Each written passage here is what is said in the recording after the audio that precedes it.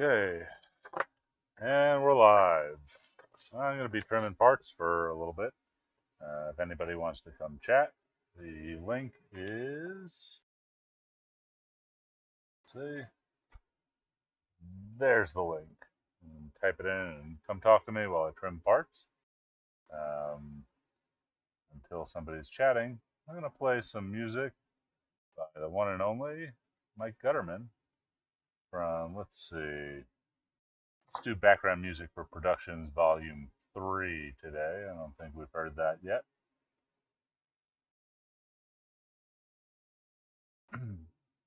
Yeah, this is background music for Productions Volume 3 by Mike Gutterman, the open source soundtrack taking the podcast world by storm in 2020 and 2021.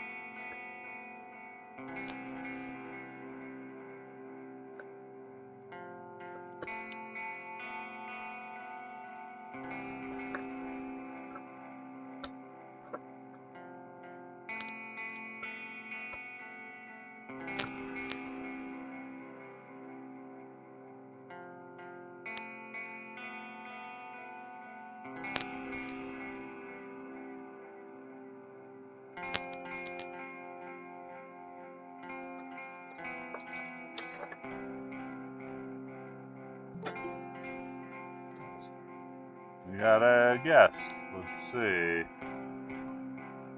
Turn this music off. Hold on a second. Hold on. I've been playing background music for Productions Volume 3 by Mike Gutterman. I saw that. I thought that was pretty cool. Pretty rock and roll. Yeah. This is what I'm working on. Yeah.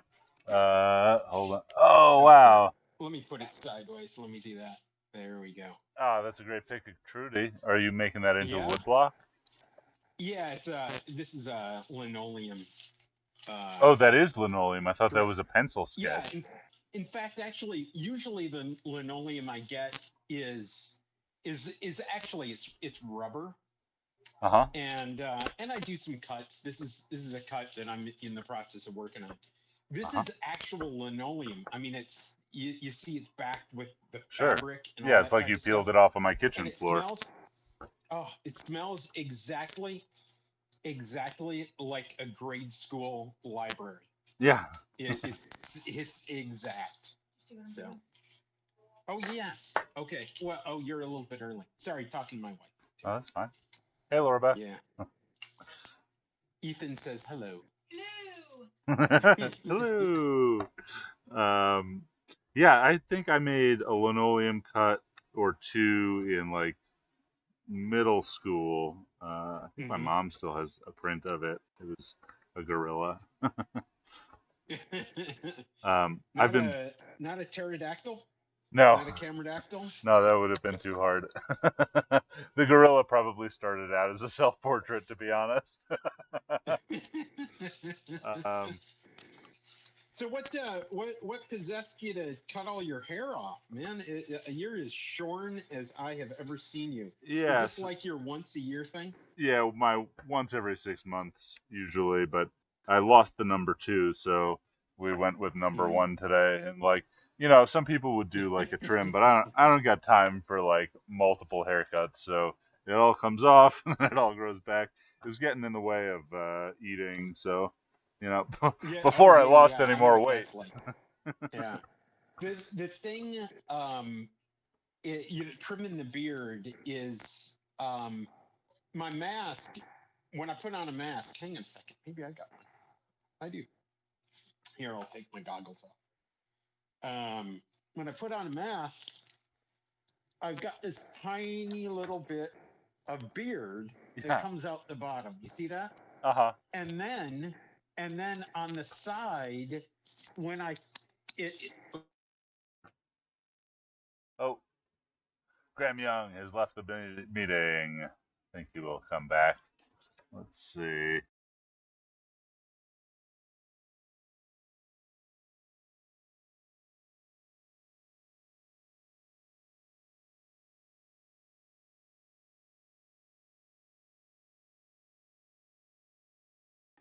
Okay.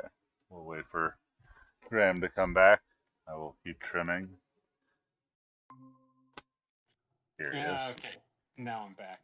I hit the little thing on my earpiece there. Yeah. So after wearing the mask for a while, the beard gets pushed back like this, Uh-huh. and so it completely changes the geometry of my face. Yeah. That's great. Exactly. So, Hey, you might be interested in this. mhm. So I have been fiddling around with making rubber stamps on the laser cutter, and Oh yeah. pretty successfully. I have some projects that I can't talk about live with some folks, Right. but Speaking of projects we cannot talk about live, I think that I have tracked down all of my light leaks. all of your And what? so all of my light leaks in the project that Oh, shall go sure, nameless sure, that I'm working on. cool, And so I shot another test today, and I'm gonna develop it tomorrow and awesome. see. Um, yeah, so I one can make rubber stamps now.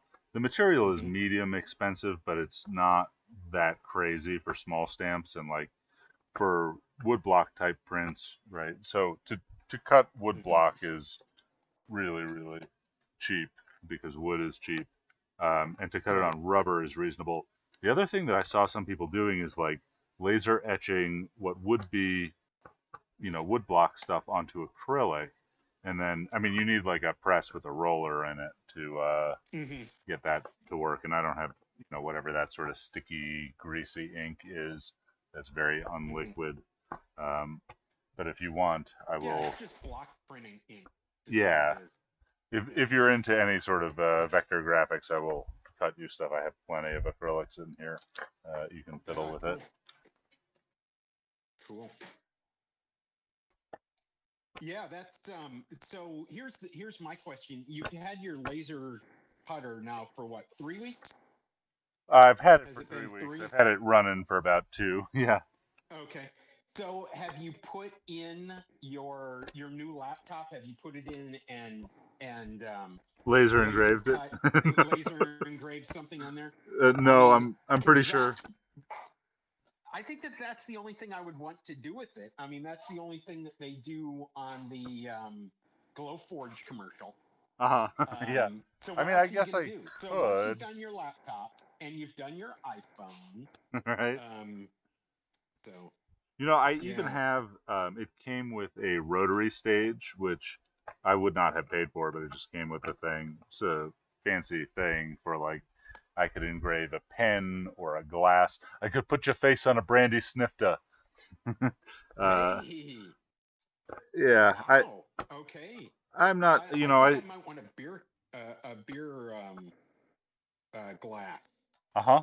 from I you. think I can Yeah. do that. I don't know. I haven't fiddled with it. I haven't actually even Hmm. connected the rotary stage. I'm sure it works. It's nice, and we have one down at QLab. But Hmm. engraving has never been something that really interested me. But I learned a whole lot about it because I got into making these stamps. Um, Hmm. so maybe I will engrave some beer mugs or something. Yeah. I I don't have any more glasses at home. Laura bought all metal because I kept breaking every single one of them. okay. So this is I'm gonna take you back to my punk rock days. You remember Purple Rain, Prince's movie Yeah. Purple Rain? It was shot in a club in Minneapolis called First Avenue. Okay. That's the name of the club. It was an old bus station, actually. Cool. Um, and I that was kind of like my main club. That was the club that I saw everybody from The Cure to one of the best shows I ever saw was Meat Beat Manifesto with 9 Inch Nails. That was Oh. just an incredible show. Was this in But like the anyway, mid '90s? this would have been from '83 Oh shit. through I saw pretty I wouldn't say every show there. I saw pretty much every show. Um from, that was, kind of punk rock Uh-huh. ish. From 85, maybe 84, 85 through 89. You were like a young teenager then. No, I graduated in 83. I graduated high school in 83. And I started working for a radio station in Minneapolis. And the radio station, one of the things that we would do is we would give away tickets to the various clubs, caller number 8, Uh-huh. or whatever it was. Uh-huh. And then we could put our own names on the list. And so I saw a ton of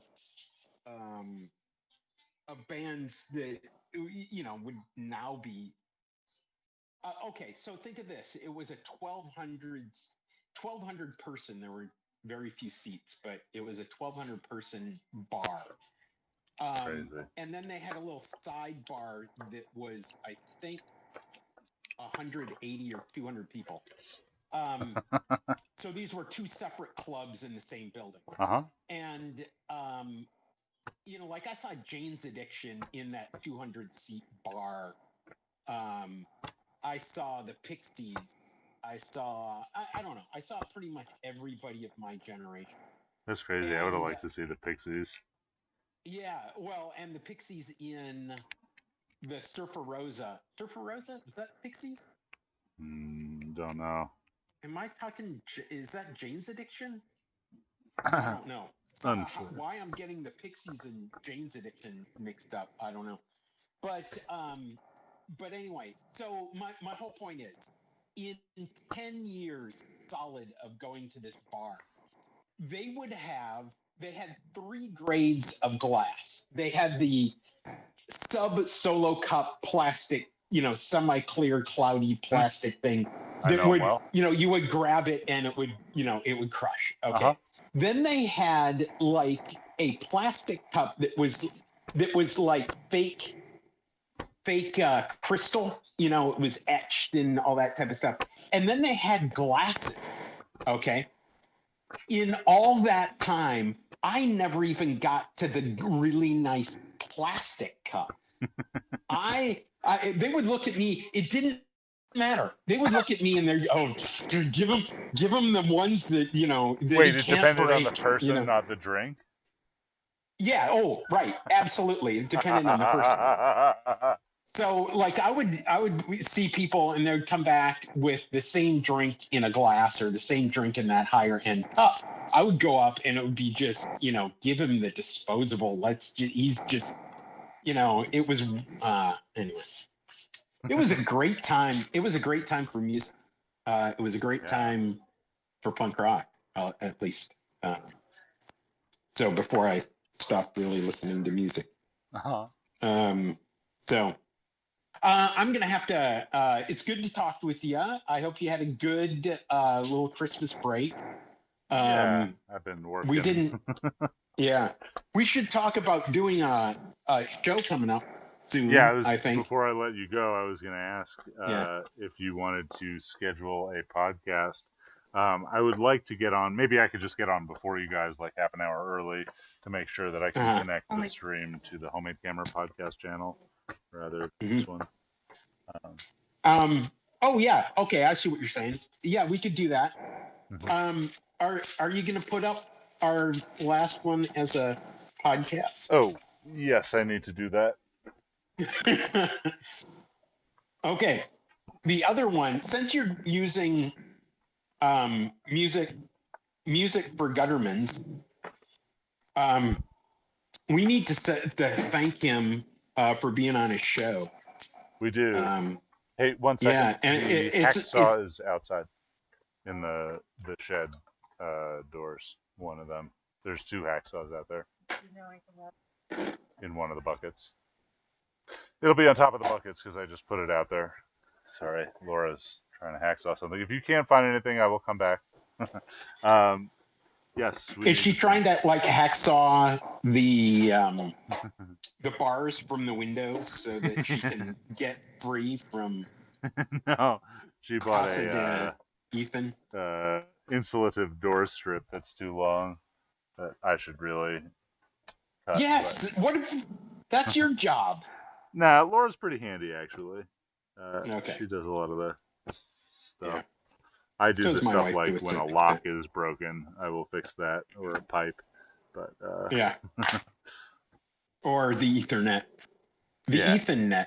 yeah, Yeah. the Ethernet is definitely my purview. Yeah. So Monday's out. For some. Oh, Friday's New Year's Day. So Thursday's New Year's Eve. Tuesday, Wednesday.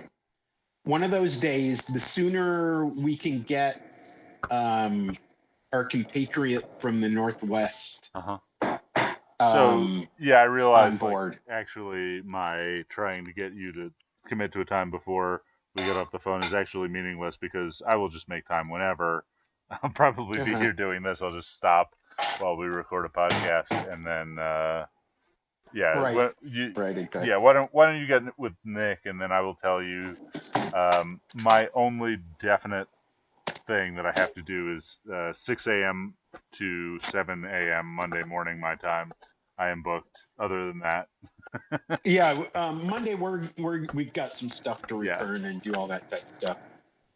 cool. So this. Oh, by the way, I should say the linoleum was a Christmas present from my mother-in-law, which Oh, was that's very really, nice. really nice. Absolutely. Absolutely. Hey, do you have a topic, or do we have is somebody you want to guest on? Yeah, maybe we should get a guest. I mean, like we did the recap Mhm. last time, and at least for me, I've just been working Mhm. through the same things that we've been talking about in the recap, which is doing this Yeah. trimming parts. Nicole's been working on some stuff, Mhm. and I know she's been on a lot of your live build stuff. Yeah, I mean, Um, I would say Nicole is see, generally around in uh-huh. the early evening. She has like a real job where she's an important Yeah, I know. person, and it's hard to get her unless we do like a Saturday or Sunday, which I'm not opposed to. But if Yeah, you want to do like an update on Saturdays Nicole's stuff, a little bit. I think at Yeah, least we could talk about the cyanotype stuff, right. if not the So let's TLR. just reach out if you would, and Okay. then and we'll do it on her. If she can do Tuesday or Wednesday, that would be great. All right. My Even if we guess have to is do it in the evening. yeah, exactly. Okay. So I'm good with that. I will reach And out. yeah, yeah. Or Laura Beth just said we could go over later on Monday, but I don't think I don't know if Monday works for her. Just let me know. I'll let Nick know we're doing some stuff. We're talking about a potty. So yeah. Okay. All right. I'll talk with you later. All right. See you soon. Hello. Hey, is anybody watching? We have 2 viewers, I think, Two on viewers. YouTube and Twitch. Okay. All right. Well, hello, and that was a nice glimpse behind the scenes of how professional we are with scheduling The and Linoleum Cutting on our Podcast. podcast. I like that we're both like sitting Exactly. here like tinkering with small knives, trimming pieces of plastic. Right. That's our Right. spirit connection. And now Trudy here. Let me do this here. Trudy here. Oh, it's right over here. It's right over here. I used it to take something down. So Trudy is ready. She's ready for her dinner, and then she gets to go outside and poop. Nice. So Me too. she's ready. Yeah, exactly. Well, but you get to go outside and smoke. So Yeah. all right. So you have fun. I'll talk to you later. All right. See you later, Graham. Okay. Bye. Yep. Bye.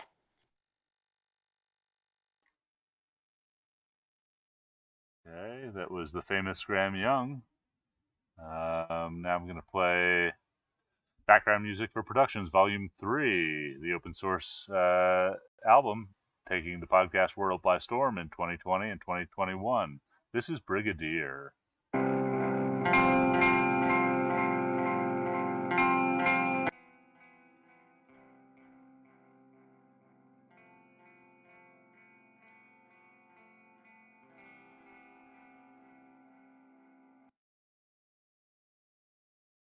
Hey, what happened?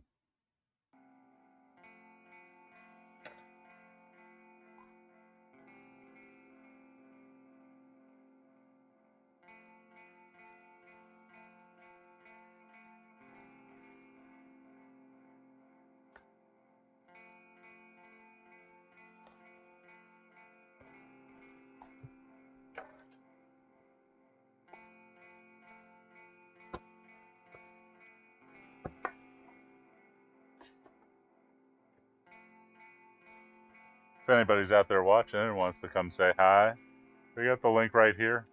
I can't put it in the show notes anymore because there's a lot of crazy teenagers out there.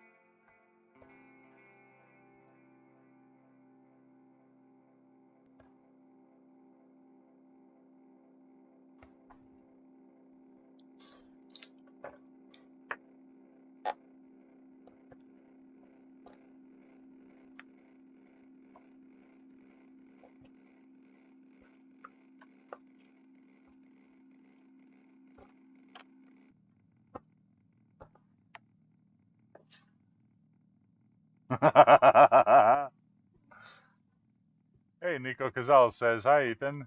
Hey, Nico, come chat me. Put you over here or over here. I'm just trimming parts for a few hours and then cutting and crimping cables. I'm actually out of, or almost out of cable crimp ends, which is a really annoying job that probably could have farmed out to dirty PCBs or dirty cables, or maybe even a kid in the neighborhood, which maybe I will. I'll lend him my crimping set.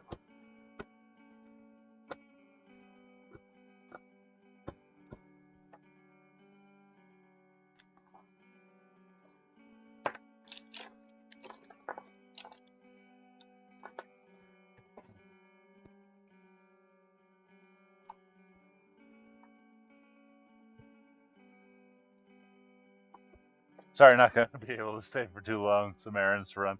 Okay, that's fine, Nico. One of these days I'm going to get you on. We can chat in real person. I know we've chatted just like once on Instagram, but you're a famous internet community figure.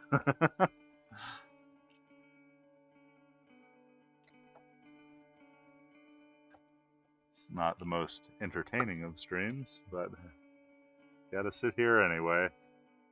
Who knows who will show up?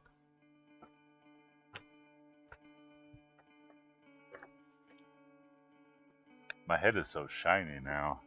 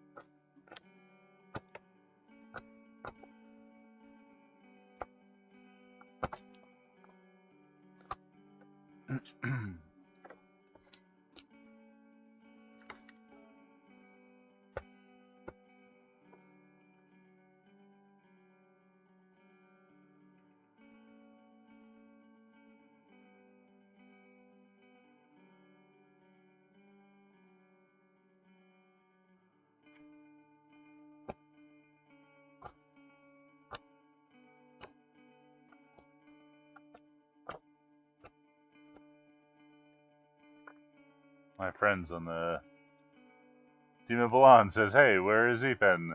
I'm right here, Dima. Click the link. I'm in Albuquerque, New Mexico. Sunny Albuquerque.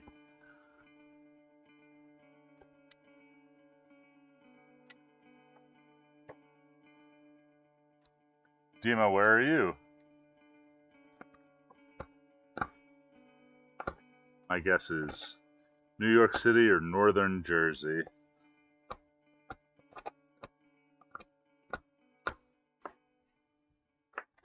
I'm at the North Pole.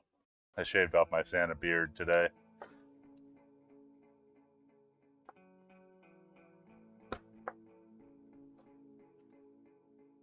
Time for a new year, and a new haircut that I can eat through.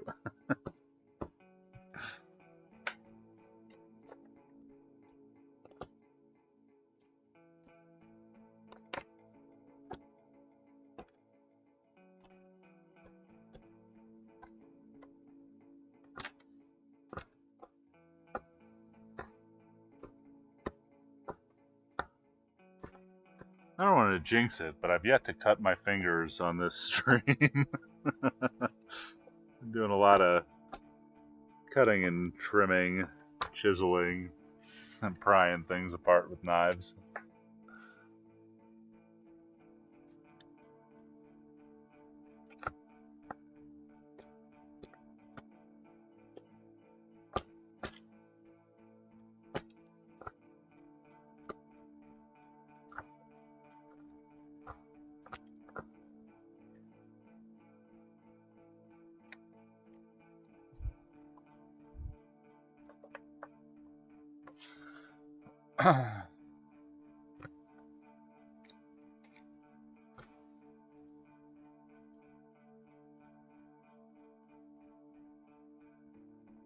Nico asks if I've been spending the holiday in my shop.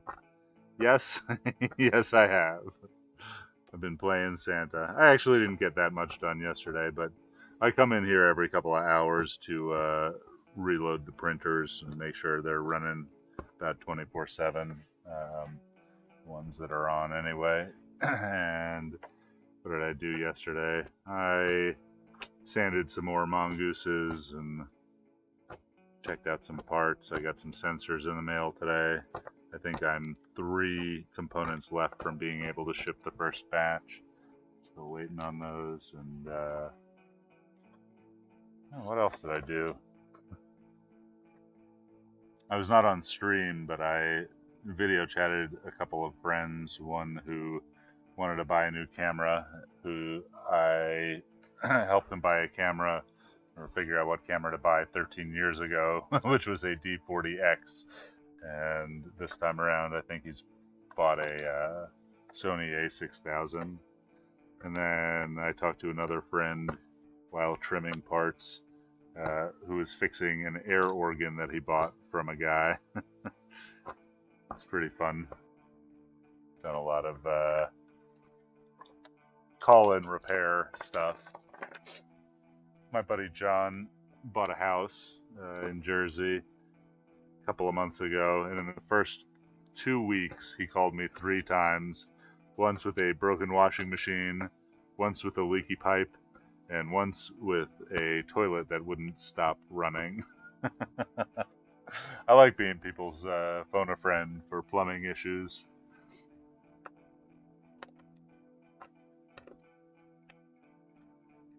Or air organ repair issues, or 3D printing issues. Maybe I should frame this stream as a call-in show like Click and Clack, but for 3D printers and less amusing. Although, we could talk car problems. Had my share. Just trying to be a Christmas elf. Or like a Christmas Santa Claus with a bunch of little robot elves around the shop making things.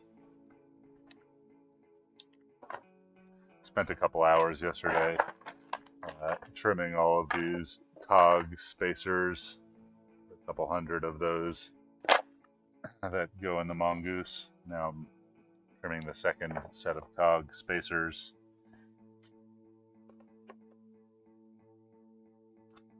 Fun little fact, these guys are about as wide as a 35mm picture.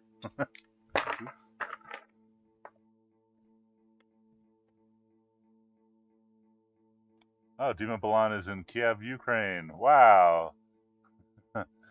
I was wrong when I said New York or Northern Jersey. We have night now, and I learned some SolidWorks 2020 new features. Oh, Torrent edition is good.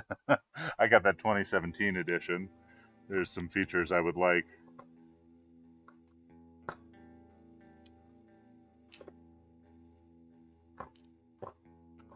Dima, do you have any Kiev cameras? I'm a big fan of them.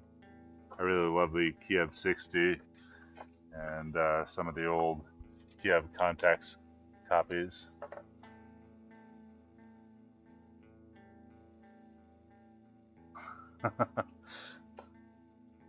Dima says he's 3D printed an adapter between two pipes in his bathroom.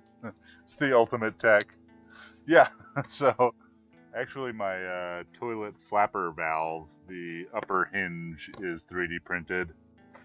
I was too lazy to pull the valve out of my toilet and replace it with a new one, and the old one was a very expensive part, so I took the upper hinge out and I modeled it in like an hour and printed one. So now my toilet has a 3D printed part in it, in the upper tank. It's clean. Gives me some pleasure every time I flush. Also, we have a couch foot that is 3D printed. Oh, Nico says you got a Prusa. This is not fun to assemble. No, it takes about 8 hours. The extruder is a very complicated assembly. Although, you know, I'm sure you could do it in 45 minutes the second time. But still a lot of screwing. It's a very good printer, though, once you get it dialed in. Not my favorite for production, though. It's a little too annoying to service. Very compact with a lot of hidden wires, which I dislike. That being said, if I had one printer, it'd probably be just the Prusa.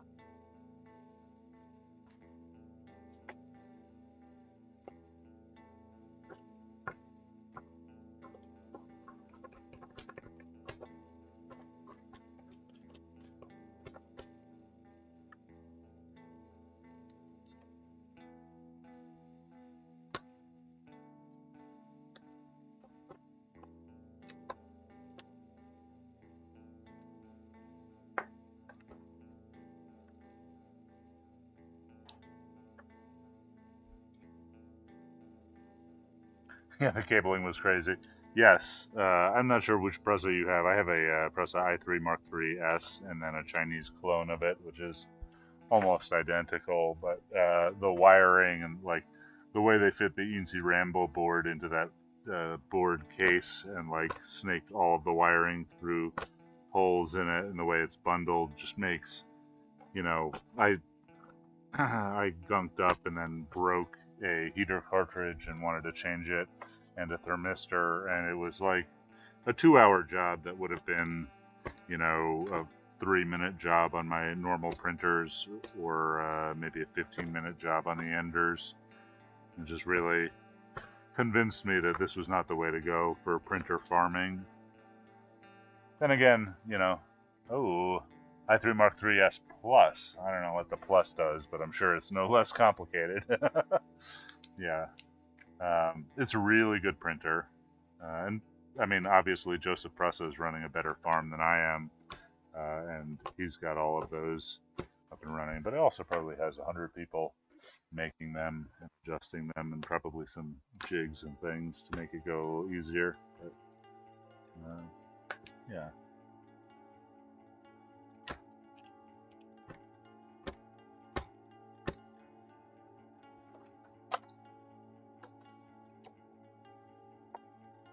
Nico, what are you going to print first?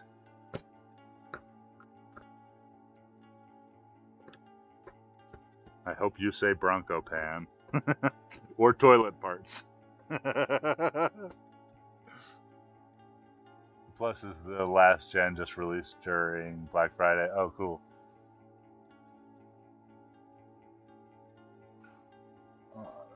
Missed some chat messages here. We have the Arsenal factory in Kiev. They don't produce Kiev cameras and lenses anymore, but these cameras and lenses are very cheap in the local market. For example, you can buy a Zenit Helios lens for $7. That's great. I prefer Takumar Pentax lenses. I use them with old Pentax K3. Yeah, I probably for 35mm stuff, I prefer the Takumar lenses or old Nikkor lenses. But you know, one of my favorite lenses in the world is the RSAT or the Volna, I believe, the 80mm 2.8 Zeiss planar copy that Kiev made for medium format cameras. I think the RSAT was the export version of the Volna or something else. I'm not exactly sure what the Ukrainian or Russian name was. But that's a really great lens. Right now, a Benchy. Definitely not ready for Bronco Pen yet. You will be very soon. And I assume that you were going to start making other designs and put me out of business, Nico.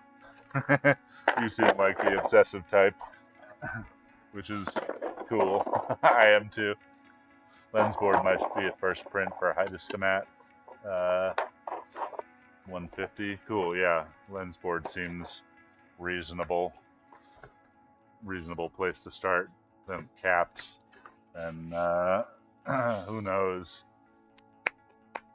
That's super cool. Hey, I'm going to take a second to get rid of this stuff and grab some crimping equipment. Start a print. I will be right back.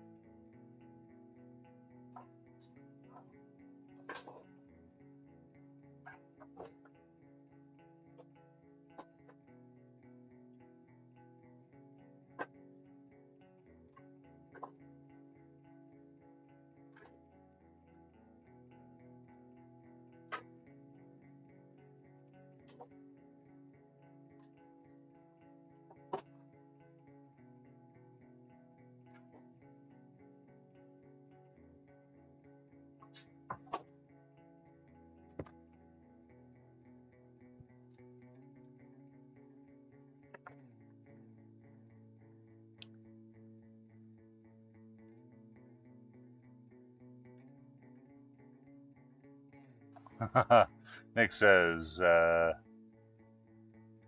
wow, Ethan, that lack of hair caught me by surprise. It's joining a Buddhist monastery. Nope. I am an anti-theist. I just, you know.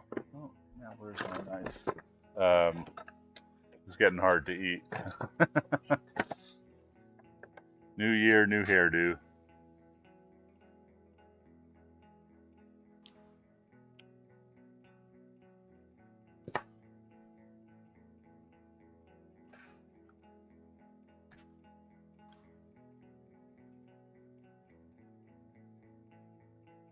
Figure I'll do a few more days worth of print trimming rather than cutting and crimping these cables because I'm missing a lot of the ends. The JST connectors that I ordered from China came in 1.25 millimeter pitch as opposed to 2.54, which is wrong. It's not an expensive thing to reorder, but it'll take a little bit more time. It's one of the last things holding everything up, but luckily those connectors are pretty fast to solder when they come in, and take a couple of days and make some cables or maybe farm it out to a friend's kid.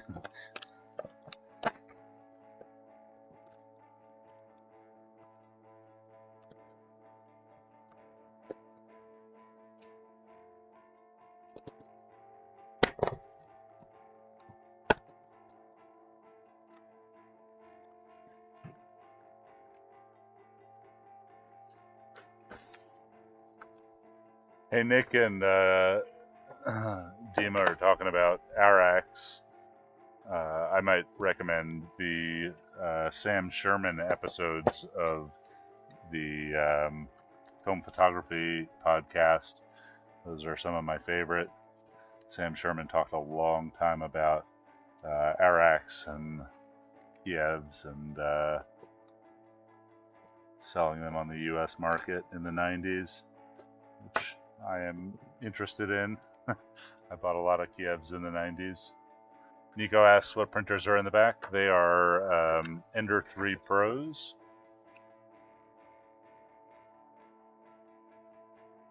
Yeah, there's a garbage piece.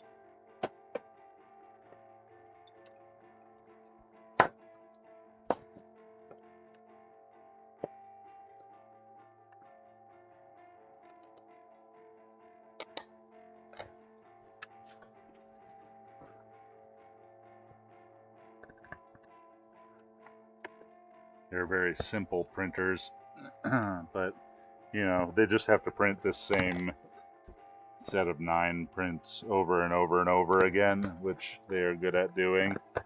I don't know if I will keep them all or sell a few when I'm done. I found the limit to the power in my shop the other day running 21 printers and a laser cutter. I finally popped a breaker. Maybe I have a few too many. But it's nice to have that production capacity. It makes things go, I don't want to say quick, but won't take a lifetime to manufacture these, just a few months.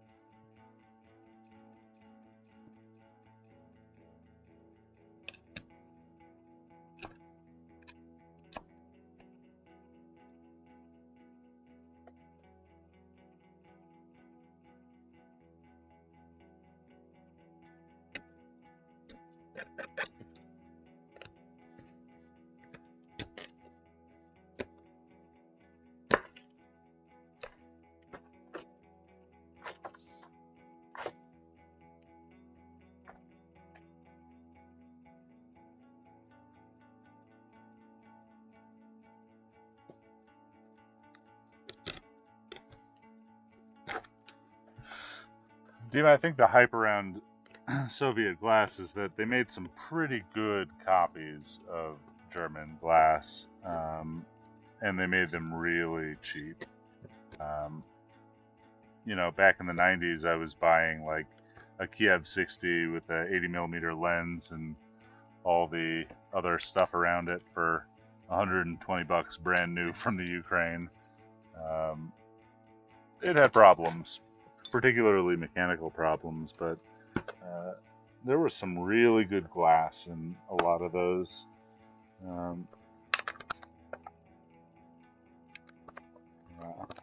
Still to this day, I use a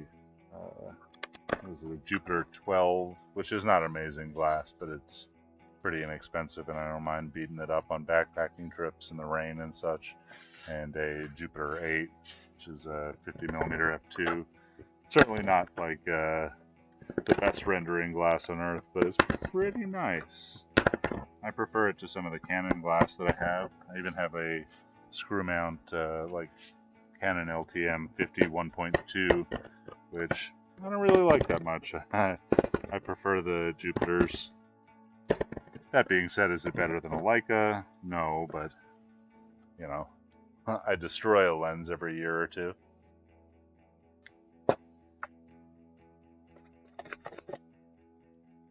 Okay, if anybody wants to come talk, there's a lot of people out there watching me trim parts. You can type this link into your browser and I'll put you up here.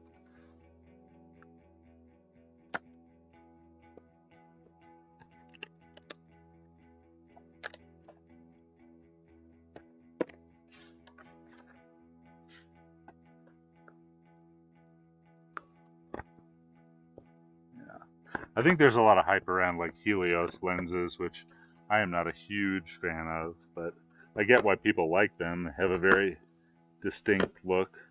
I had one at one point. I think I had a Kiev 4 or a 3 something way back in high school, which I broke pretty quickly, but it took some nice pictures before I broke it.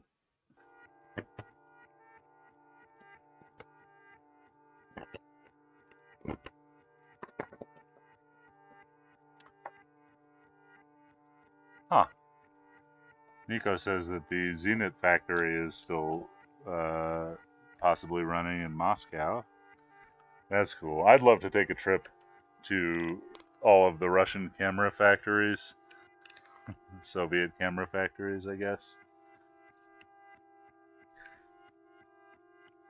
I have a good friend here who is Ukrainian and always corrects me that they are FSU cameras and lenses and not Ukrainian or Russian, but we know. I feel like it would be much more fun to go to one of those factories and see how they made cameras in the 50s through the 90s rather than going to like a Fuji factory right now, which might just be a clean room, which also would be super cool. I'd love to go to a Fuji factory too.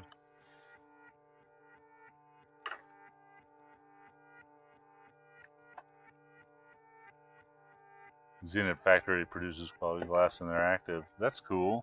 I saw that like Zenit did some rebranded rangefinder maybe that took Leica glass. Am I getting that right? It's maybe a year ago now. It's very expensive.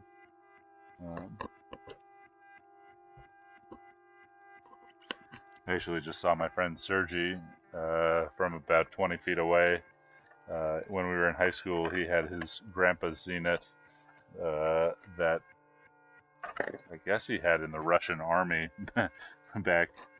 way back when.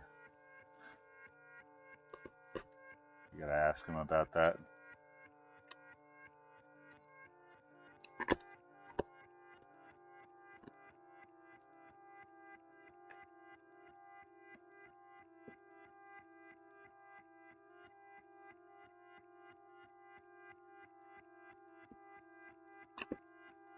Oh yeah, you can share links here, Nico.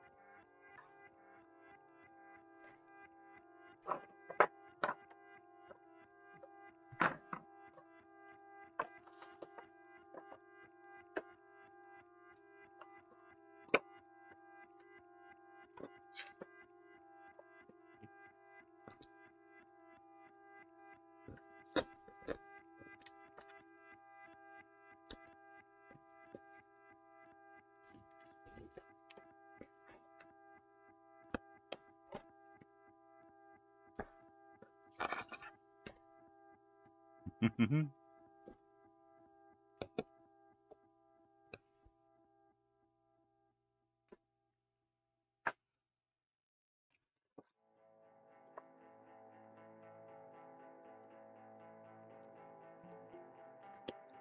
we got somebody. Hang on a sec. I'm going to kill this music. Who do we have here? Oh, YouTube superstar Joe Van Cleve is in the building. Hey, Joe. Hey there. I'm trying to see if I can get my iPhone to work here. Looks like it's not working. Oh, Can you hear I me? mean, yeah, I can see you and hear you. Oh, really? Well, I can't see myself. Okay. Okay. How you doing? I'm on the air. Okay, so this, can you see this, Ethan? I can see a piece of it. It looks like a board with a reel. We're in the garage now, which I recognize. That seems like we're building some cameras or the like. So my little phone is not, I just got a black screen. But anyway, so this is a ribbon winding device that I'm making here. For typewriters. And yeah, so exactly. So you chuck a drill onto the end of the bolt and you can wind the ribbons real fast. Cool. Do you buy ribbons in like long spools and you need to wind them up? Doesn't the typewriter just wind from one spool to the next? Yeah, I'm going to log off because I can't even hear your audio. I think my internet connection is really slow out here in the garage. Okay. I will see you in a couple minutes. Okay. Bye. See you in a bit. Bye. Yep. Bye. All right. We're in the famous Joe Van Cleve garage. Joe's about a couple of miles away from me. I know he's up to something. He said he would come on back in a minute.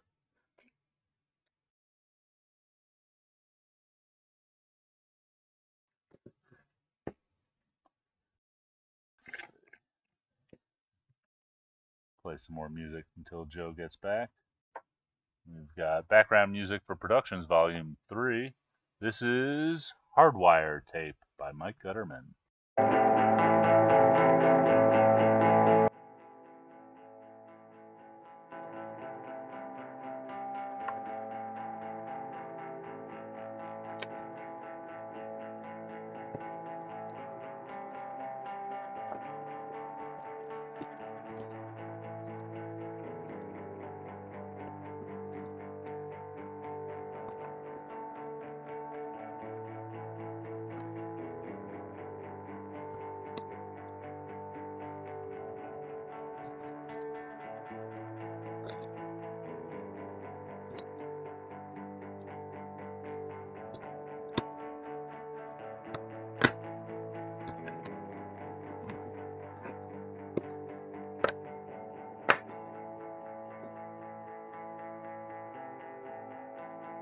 Is Joe skating? He'll be back. I think he was building something to wind typewriter ribbons, but I don't know why, because I think typewriter ribbons are wound from one cassette to the next within the typewriter, but we'll find out. Maybe it's an inking device.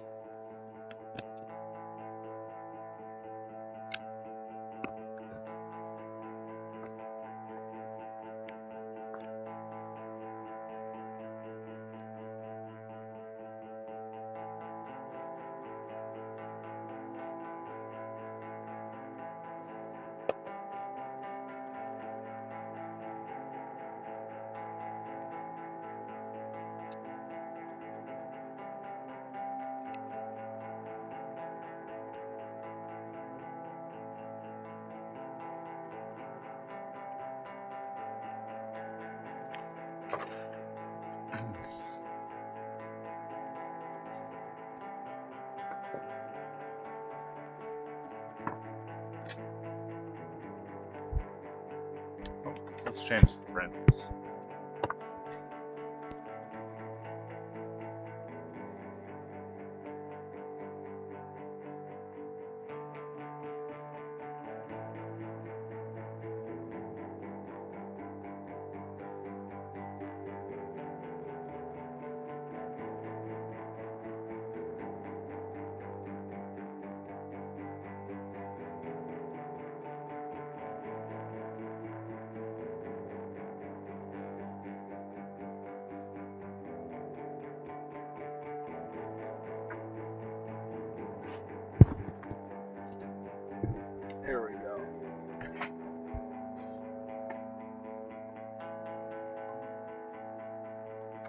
there's Joe. Yes. Hang on a There I second. am. Cut the music and go to you. All right, what you got? Okay, so anyway, this is this ribbon winder thing. And let me focus my camera here. So the way this works is I'm going to take my camera off my little tripod, and hopefully I'm going to show you live how this thing works. Let's see if I can set it down here. Yeah, I know this is a real funny situation here. Wait, so explain to me this. Are Yep. you using it to wind? So ribbons wind from one cassette to the next in the typewriter, Yeah. right? So Yeah, exactly.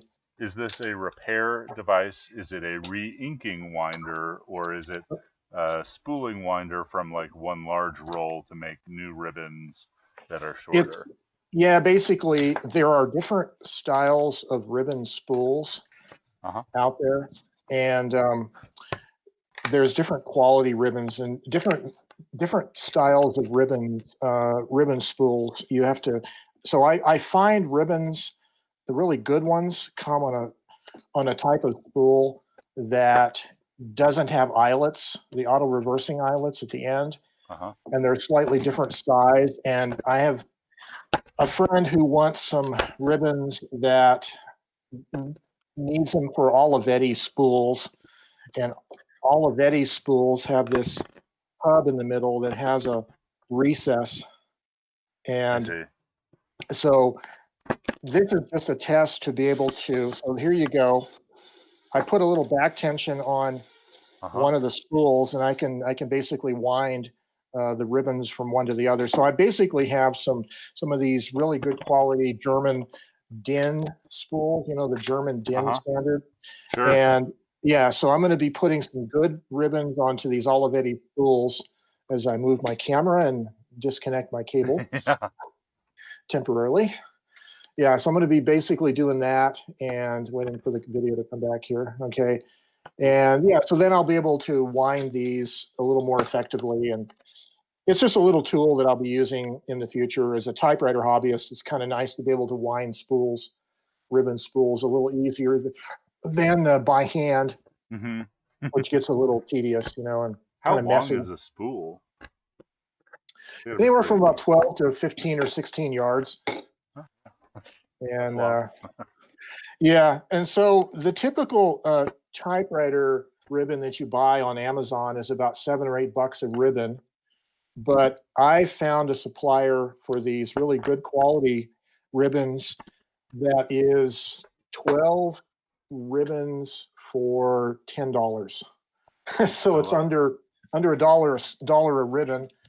But the only caveat is, of course, you have to put your own eyelets on. And when I mean eyelets, it's focus again here. These little eyelets on the end of the ribbon that go through a forked guide, and when you get to the end of the ribbon, it moves the guide and auto reverses the ribbon. So it's an auto reversing system for the ribbons.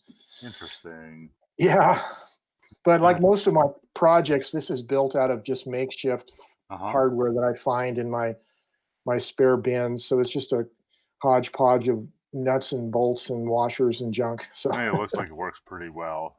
Yeah, it'll work okay. So, but I was thinking, in the spirit of Ethan Moses, I was thinking it would be fun to have a motor. Respooling business? Well, no, just have a motor to, instead of using my electric drill, my electric screwdriver, have a little battery powered motor. Actually, have a motor on each spool, and have whatever side you're driving onto, have that motor turning, and then have the other motor with a little bit of counter EMF on it to provide back tension on the motor so the ribbon stays tight. So then you flip a switch and you could wind it, like that. So I have a system. I think I showed it to you for a prototype that will remain unnamed on this show for now. But on one side I had a motor, and on the other I had a drum brake with adjustable spring tension on it. Oh, yes. That actually might be a useful little thing. But then, the device starts to grow. Well, yeah. Well, this one I wanted to keep it elegantly simple, and so I'll probably just live with the way it is. And so what I have right here is there is a set of lock washers and nuts that are pinching the ribbon onto this bolt so that when you turn the bolt, the ribbon spool turns with it. And then there's a little bit of a gap between the bracket back here and the first nut so that the bolt can turn freely on this bracket. So, hey, I have one modification to this. If you use a longer bolt, right, so that it's stuck through the bracket on the side opposite from the reel, then you could put a spring around that bolt and then tension that spring, just a compression spring, to change the friction on the take-up reel, which might give you sort of variable back tension as you're winding. Yes. That's a good idea, actually, a really good idea. I also have every standard ANSI spring if you want to come spring shopping. Sure. Well, right now what I'm doing is just using my fingers on the supply reel just to give it a little slight back tension. I can kind of regulate it. I also have a wooden, so you notice these bolts are drooping slightly because of the slop you need on the bolt going through the hole of the bracket. So I have a wooden brace that it's made out of thin plywood that's currently drying. I have a piece of wood on it and I'm gluing, but it's going to fit over these two little holes. It'll keep the bolts parallel to each other and not droop like this. So you put this on, put the little plate of wood on, and then it'll be a little more stable. But anyways, just, makeshift kind of a thing. Oh, really cool. And the staining, I had a thing of, let's see, Watco Danish oil. And I had one that was just clear and I couldn't find the can of it, but I had this can of like walnut colored stained Watco Danish oil. So that's kind of why this pine ended up looking a little bit more dark colored, but it looked okay. Yeah, I still have the Danish oil we bought, maybe a year and a half ago for that box camera project. And I used the light color stuff, but on the plywood, the walnut colored one just like always looks splotchy to me. Just for some reason it does. Has it been a year and a half already since we did that? It's been a while. In fact, Taj 3D asks, Joe, are there any updates with your colored paper reversal process? I know the answer. No, there isn't. The update is I really need to go buy some more paper and chemicals. Well, we were using Ethan's supply, but I need to get some for myself. And I want to do some more. I'm going to buy a supply of it if you can wait until the end of the Mongoose production. Yes, but, definitely, I can wait. Maybe we can fiddle around with some of that hardware on Tuesday if you're around. I'll be around, you bet. Okay. I just went to Walmart, so we've got plenty of Spam and eggs. Oh, good. So maybe we can switch it up, though. Yeah, Spam is good, but you don't want it every day. Just every other Tuesday. Every other Tuesday. Yeah. Okay, so one of the Christmas presents I got this year was a Peak Design camera strap. Oh, cool. A fancy Peak Design camera strap, and I currently have it attached to this Vitomatic 2. That is one of my favorite cameras because it has such a bright viewfinder. And this is the camera that I have, that roll of film that I need to scan still. But yeah, I hope to do some more black and white film photography with it. But yeah, there's this young kid that has sent me a series of letters. He knows me from my YouTube channel, and he's from California, and he's kind of funny. He keeps writing, wants me to send him a typewriter, But in one of his other letters, he writes and says he has 8 typewriters already. And then his latest one says his Olivetti typewriter, the ribbon is worn out. That's why I'm going to send him this little ribbon, the Olivetti spools with fresh ribbon on it. But anyways. At least it'll assuage my guilt for not sending him a typewriter. How old is this kid? I'm thinking he's a teenager. He's the way he writes, you know. So, anyways, yeah, that's funny. And let's see. Go ahead. Oh, do you have more show and tell? Oh, not really. I'm just sort of sitting here, just relaxing, and it was a nice day outside. It wasn't quite as cold as the last couple days. Yeah, I took the advantage of that to do a backyard haircut today. Oh yes, yes. Yeah. Hey, what do you feel like working on Tuesday? I think I might take a little break from trimming Mongoose parts. I've been at it for 2 weeks now.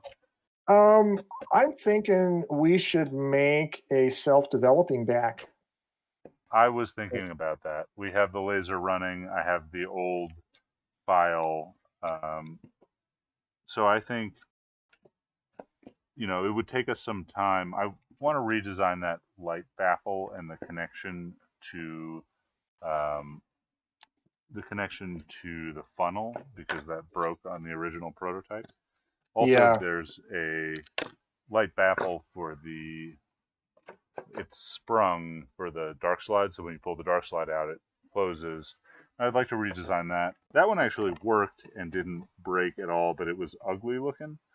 Yeah. And now maybe I could use some stainless steel springs rather than sprung plastic, or maybe we could figure something else like that out. I also have some box camera designs that we started the other day, but now I have 8x10s. Nice. I think it's probably ambitious to think that we would finish a box camera, a self-developing back, and then also get to shoot some reversal pictures with them. But we might, you know, be able to design a back, which I will make later in the week, and then also build a 8x10. I was thinking I would bring my Intrepid camera 4x5 over, because I know that you want to do larger format, but I'd like to have it self-developing for 4x5 for myself. And it would be fun to, so the Intrepid uses these bungee cords as the springs on the back. And I think I can loosen them up a little bit so we can get a thicker self-developing back, you know. Yeah, for sure. The OG uses that same system, and I have a couple feet of that cord. Yep. Or maybe I should bring the OG over with the Ektar lens on it. Maybe. More on brand. It's up to you. Actually, that's probably a better idea. Identical camera here, which you're welcome to use. Well, yeah. Well, maybe I'll go ahead and bring my OG over, and we can just play with making a self-developing back for that. Okay. It's kind of dark in my office here. Let me turn on some lights. There we go. So that'll be fun. Yeah.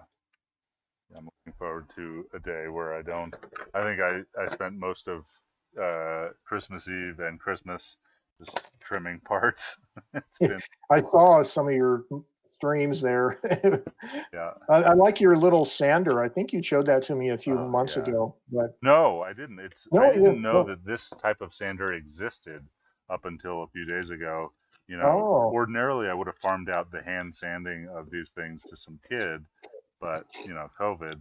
And so I was forced to look around, and I was thinking about using a Dremel, and I didn't design, you know, the Dremel would have to come in like this, and I would have had to design cutouts just for the tooling, and I wasn't about to do a redesign because I was lazy about sanding. But yeah, I didn't know that such a thing as a mini belt sander existed, but I was just kind of like looking on Amazon to see what I could get. And I was thinking about using a Dremel with a giant wheel so it could get in, but then the curvature wouldn't match. The mini belt sander is an amazing tool. Best $36 I've spent all year. Did you buy it on Amazon? Like 15 days of work. Did you buy it on Amazon or locally? Yep. Yeah. I think I probably buy one thing from Amazon every single day to run this business. You know, I was thinking about the OG camera and the self-developing back, and I wonder if it would be possible to make an OG camera with the self-developing back kind of integral or something more. I don't know how you would do that, but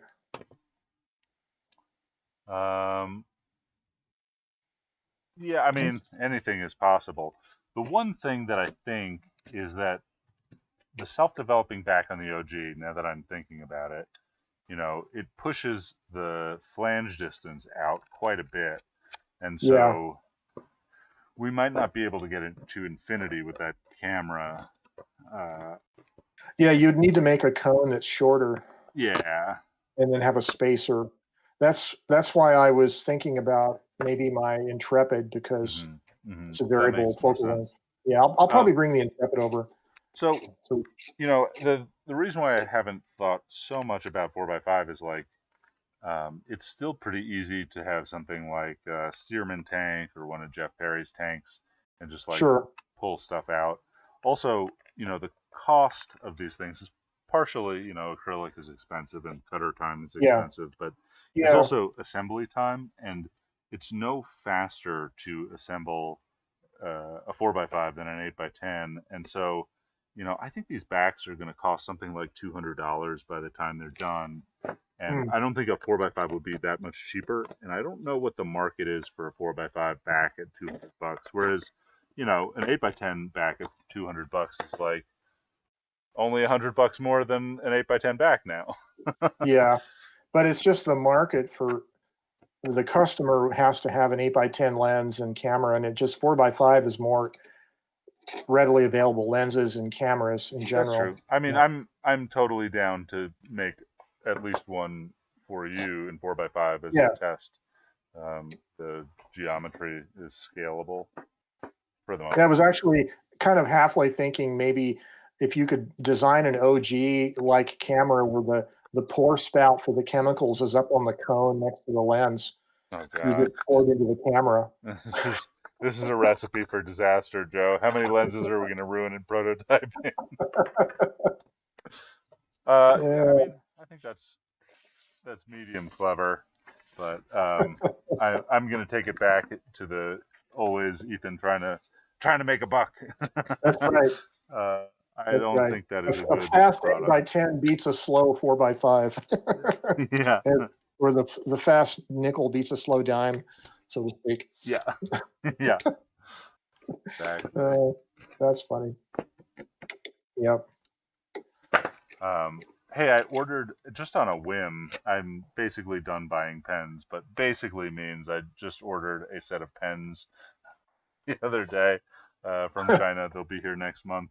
I've never used like an isograph or rapidograph, like technical. Oh yeah. I pretty frequently use sort of felt and plastic tipped versions of those, but Right. I was curious, and so I just bought a bunch of cheap, needle tip technical pens with Right. steel nibs.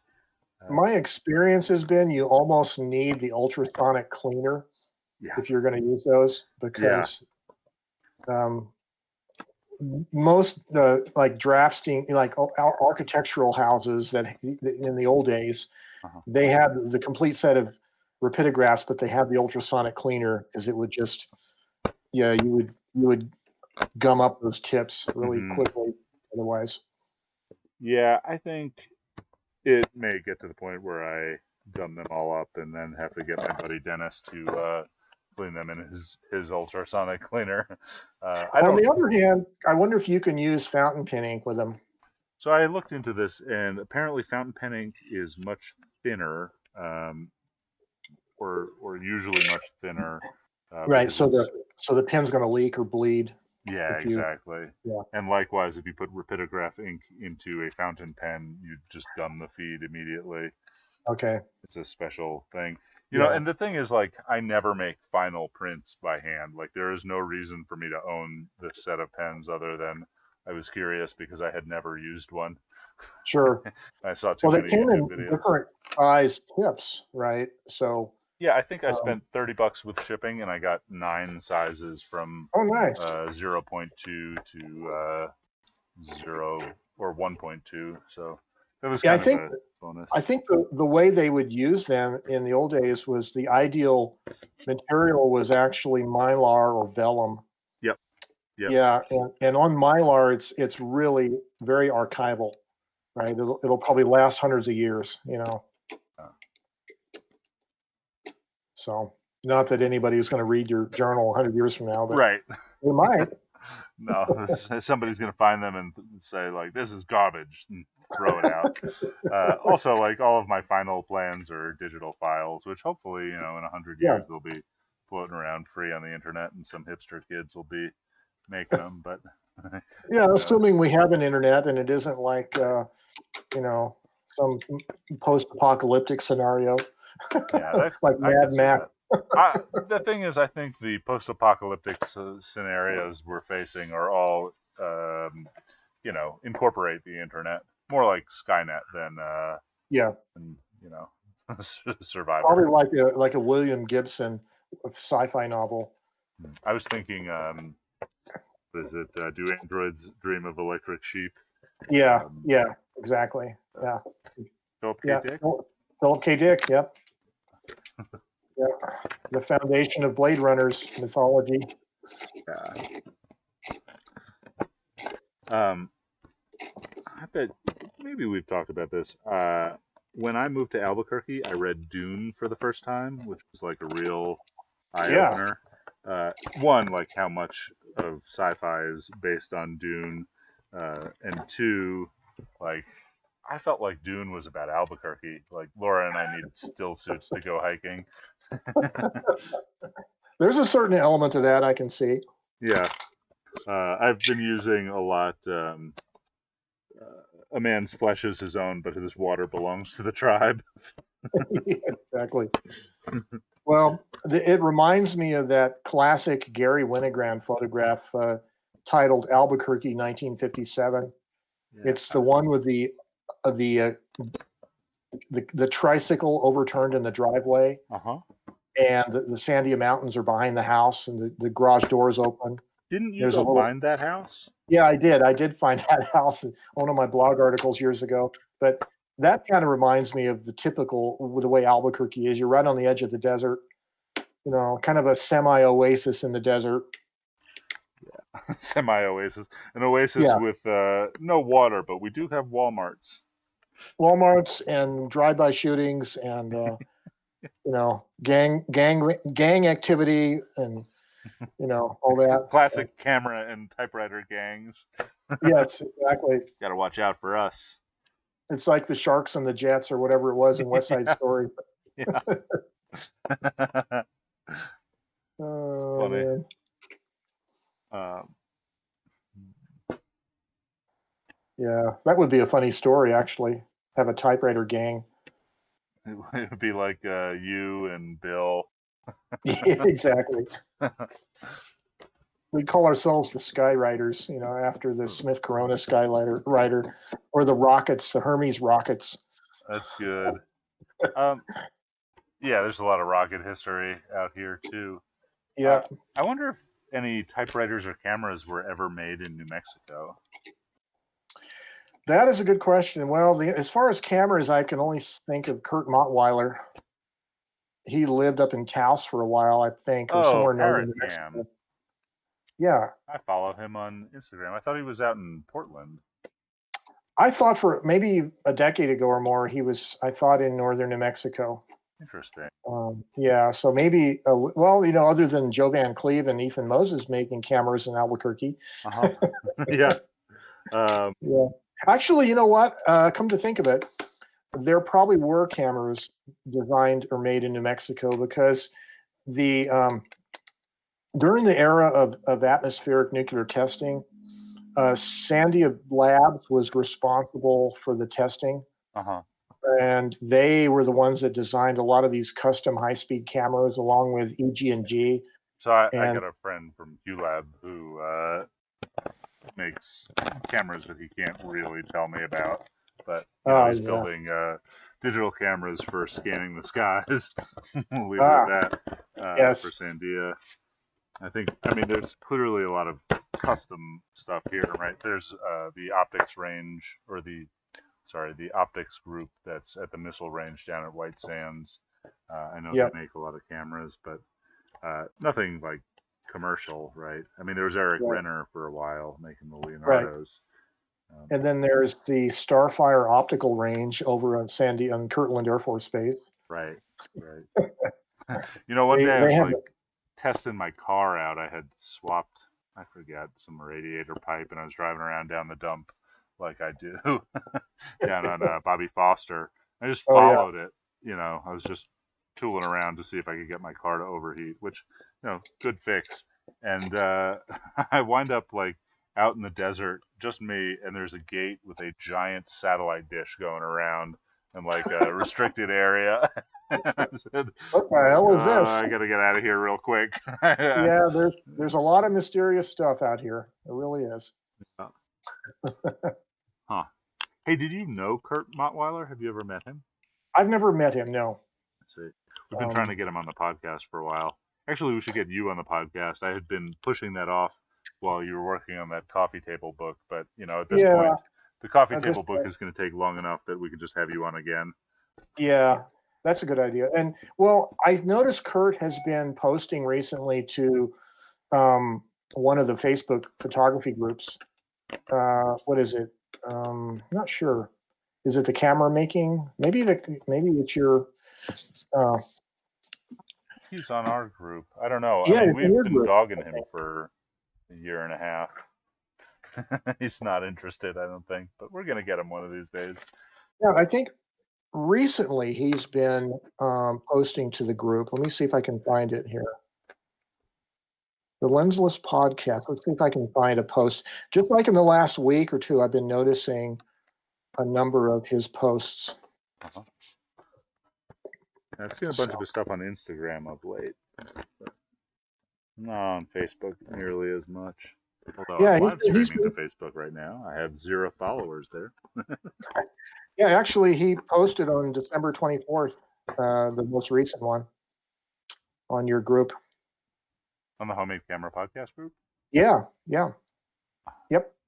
I'm gonna threaten him with removal unless he comes on the podcast. Exactly. I think you have some leverage. That's a way to make friends. There you go. Make friends and influence enemies. Listen, I'm the number 2 of the Star Writers. You're gonna come on this podcast. You're gonna be a mensch. Otherwise, we're gonna hand you over to the typewriter gang. Yeah. They're gonna tattoo your ass. Anyways, so what are you assembling there? I'm assembling nothing. Is the pain of this is so like each one of these I should, for the amount of time that I put in right now, I should have built like 30, 40 full mongooses, except I have no full mongooses, partly because I'm missing a few this is reject. Partly because I'm missing a few parts, but like partly because I keep just doing trimming for 4 hours, and so there's going to be a glorious day where I just put together a ton of them. But until then, it just they're going to all come together at once. Yeah, it just feels so like I've spent hours just trimming these spindle spacers, right? Like this should be a 5-second job, but I spent 2 hours doing it and have nothing to show but like a box of trimmed spindle spacers. Well, that's the nature of that kind of work. It is, it's assembly line work. Yeah.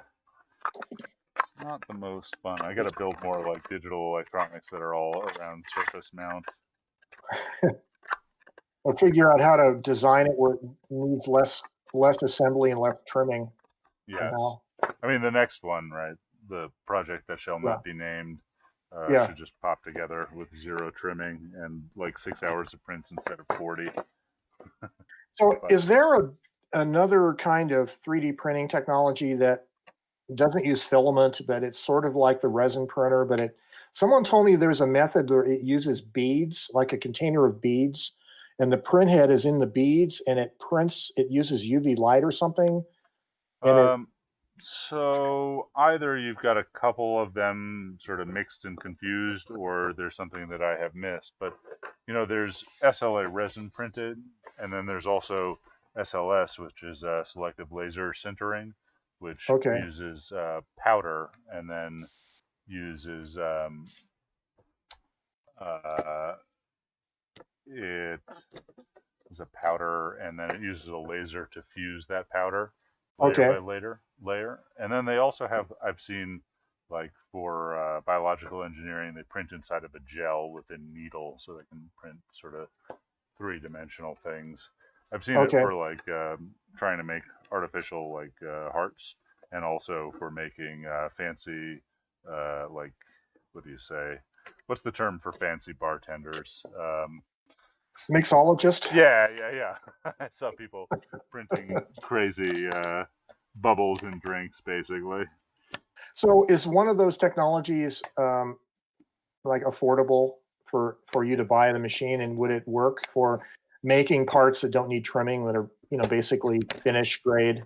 Yeah, so I mean, I have a resin printer. The thing is, it would be very expensive to print these in resin and kind of unnecessary, and it's a messy process.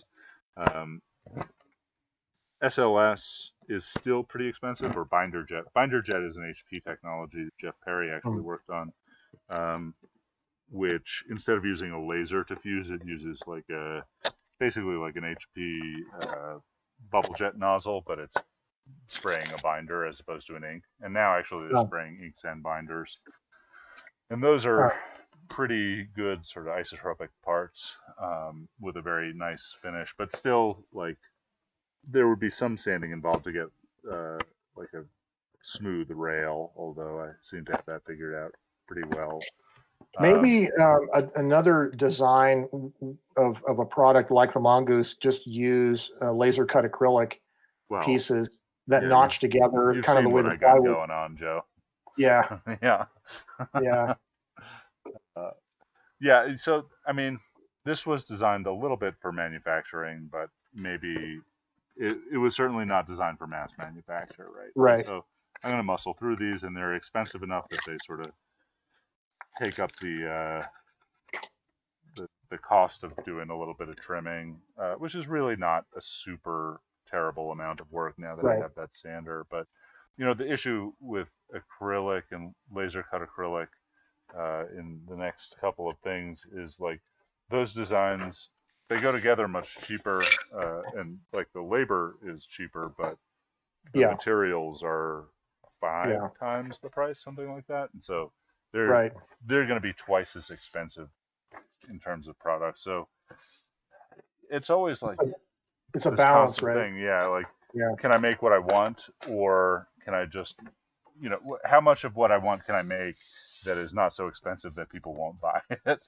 Right. I think I can make a $10,000 scanner. Right. Could you do something like laser cut, like have parts of a device that are made of laser cut plywood, and then have some key parts or acrylic cut, like laminated to the plywood or something. Mm-hmm. So, you know. Yeah. So I could use a little bit of plywood to make things a little bit cheaper, but you know, the expensive part about it, I mean, acrylic can get actually pretty expensive, but really the cost of it is like how many hours of laser cutter time, and wood does not cut that much faster than acrylic, and so, you know, it's the part cost more than the what do you say, the material cost. Yeah.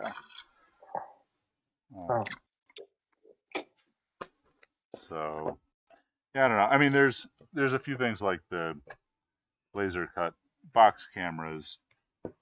I still have the laser cutter cost, but they are wood, so the material is relatively inexpensive, and then they're simple enough that I trust people to assemble them as a kit without, you know, saying like, "Look at this guy, Ethan can't make anything that works."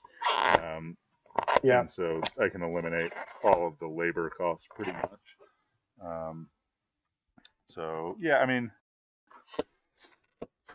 I don't know. There's some balance there. Sure. I have been waiting for this company Formlabs to release the Fuse 1. Actually, my buddy Carlos, we went to college together. We were in a lot of physics classes, and he's actually working on the Fuse 1. It was supposed to come out last year, but because of COVID, they basically used their prototypes to make ventilator parts. He was on that, and you know, I think they have a few reasons not to release just yet, but that'll be like a $10,000 machine, and it's not going to make big parts or fast parts, but it'll make, maybe it will make reliable isotropic parts that are less support required, right, to shake Right. the powder out. And I think that might allow me to do things like print the whole mechanism in place and just leave portholes within the mechanism to shake the powder out of a bearing, and then squirt in some grease. Oh yeah. I'm really excited about being able to print an entire mechanism in place, like take it out, blow it out with a air hose, and then squirt some grease in and like have the thing work. But right now I know it's coming, but it's still science fiction to me. Yeah, definitely. Well, I was thinking like in the Mongoose, on your film track, your film transport area, you have those S curves or whatever that bend the film to keep it straight. And what if the film to keep it straight? Yeah, you know what I mean. That keeps it from buckling. You know how it makes that S curve, right, in the film transport. If you 3D printed the parts where that curve happens, and have the rest of the track for the film transport made out of laser cut plywood. Yeah. So, I wouldn't make it out of plywood, but I would make it out of acrylic. So I thought about just making the rails laser cut and have them drop in and mount that way, and that would require no sanding. But the problem is those rails, not only do they have a geometry this way, they actually have a thickness geometry kind of this way to make it a little bit smoother to load. And so, I could modify it, but it would be a little bit more annoying for the user. Or I would have to, then bond it to some other 3D printed stuff that would be harder. The other thing I could have done is just print it in a different orientation. So you get layer lines like this if you're printing on the bed this way, but like if I printed the rails, on their sides and then dropped them in, that would alleviate that sort of sanding necessity, but it would also increase the necessity to, assemble a little bit more.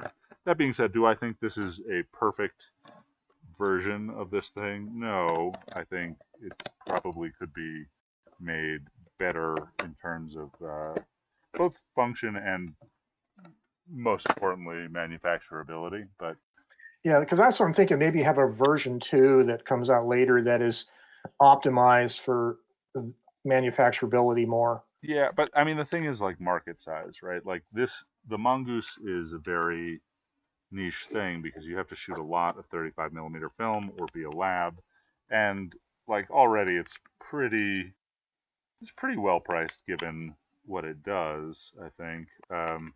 But there will be something else which you've seen a little bit of that it is much more optimized for manufacturing. Now it's more expensive and does more things, but it's the Meerkat is manufacturable like in a quarter of the time or less. Right. Still, that doesn't make it cheaper. Somehow, I don't know how that worked out, but yeah. Well, the problems I put all of my time into off-the-shelf parts. Yeah, well, the challenges that you are facing with making something, that's manufacturable and gives you sufficient profit, that's kind of exactly the kind of challenges that like semiconductor manufacturing involves. Yeah. Because, in theory, you could make the perfect transistor or the perfect integrated circuit, but is it manufacturable at high volume, at high yields, And so it's always a balance between those competing interests. Yeah, I mean, I think that's any manufacturing, right? Is like, can you make a thing, and can you make it that won't put you out of business if you make those things at quantity? But I think I don't know. I think it's a hard sell to the general public. Like, the Mongoose came out, and I got a lot of like, why doesn't it do this? Why doesn't it do this? It's like, well, that's a different device. Like, it doesn't make you breakfast. It's not a coffee maker. It Right. just does this thing that I said it's gonna do. It doesn't do this thing that you wish it did. And although all you of this, could have made a coffee maker attached to it, because right? Absolutely. they're fairly easy. But the problem is like coffee makers are already $12, and I would charge $600 to make you a coffee maker, and it would be worse than the $12 coffee maker. Exactly. Yeah, it's always like the issue of economics is I see it as an engineering issue, right? It's a production engineering issue, but it's also a design engineering issue. But it's not like there are a lot of hobbyists who are fans or critics or both, who are not constrained by the same sort of, like they know what can be done. Right. Exactly. But they don't know what can be done for $5. Or yeah, a hobbyist can probably 3D print something at the highest resolution, just a one-off part, and doesn't realize if you were to do that, as a business, it's about your time, how much time it takes, how many can you make in a week's time, and how many machines do you need, and the costs associated with that. So, hey Joe, did I show you my magnetic stamp ejector? No. Oh, hang on one second. I'm going to grab something that's like actually a perfect example of this. Okay.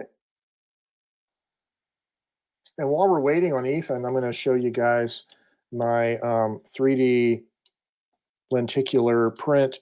This was given to me by my stepmom in 1971. It was a postcard and a lot of glare on it, but yeah, it's a little lenticular thing of the Apollo. So we're doing a 3D printed or a lenticular 3D photograph thing, Ethan, while you were away. Oh, yeah. That was a postcard my stepmom sent me back in 1971, I think. That's great.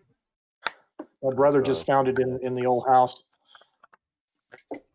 Okay. Do you still have, I know we talked about this, do you still have a 6-foot RC blimp in your brother's garage? Yeah, I do. Yeah. We got to go see that one day.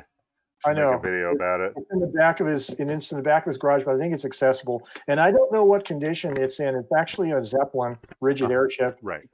But I don't know. It's because the garage gets hot in the summer and cold in the winter. So who knows? Maybe all the little glue joints have popped loose, and the thing might be. I was thinking eventually I would just soak it in lighter fluid and film the burning of the Hindenburg all over again. Fun day.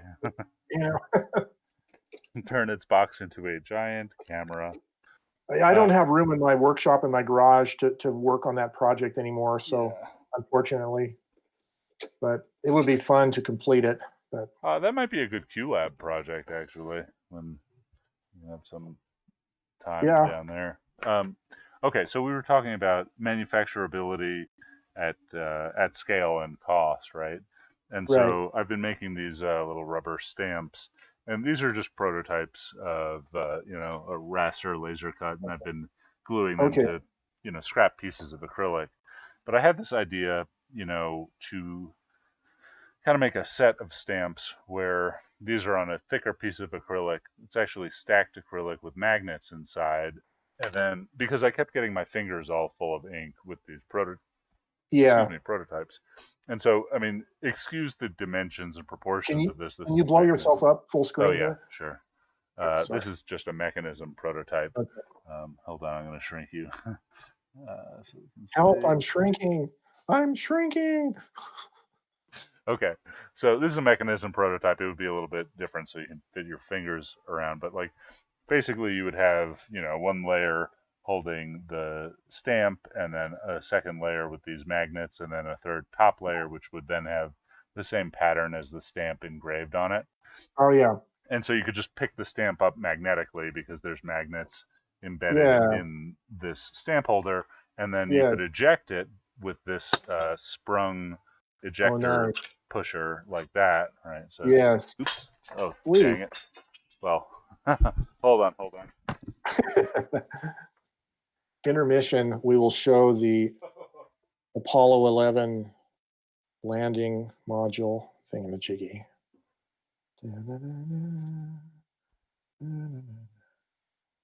Let's focus back to close-up. Okay, well, I broke that prototype and lost the spring, but the idea was you can push this thing down, and actually this sat here, right? Okay, yeah. And you can release the magnet, Nice. so you never have to touch an inky stamp. That's really good. I like it. Yeah, and I could continue with this, right, and like actually refine the dimensions so your fingers could easily go here, and the top wasn't so big, and like it had a smooth action. And I can make these really beautiful tiles, but like ultimately this thing is a stamp and needs to sell for $5.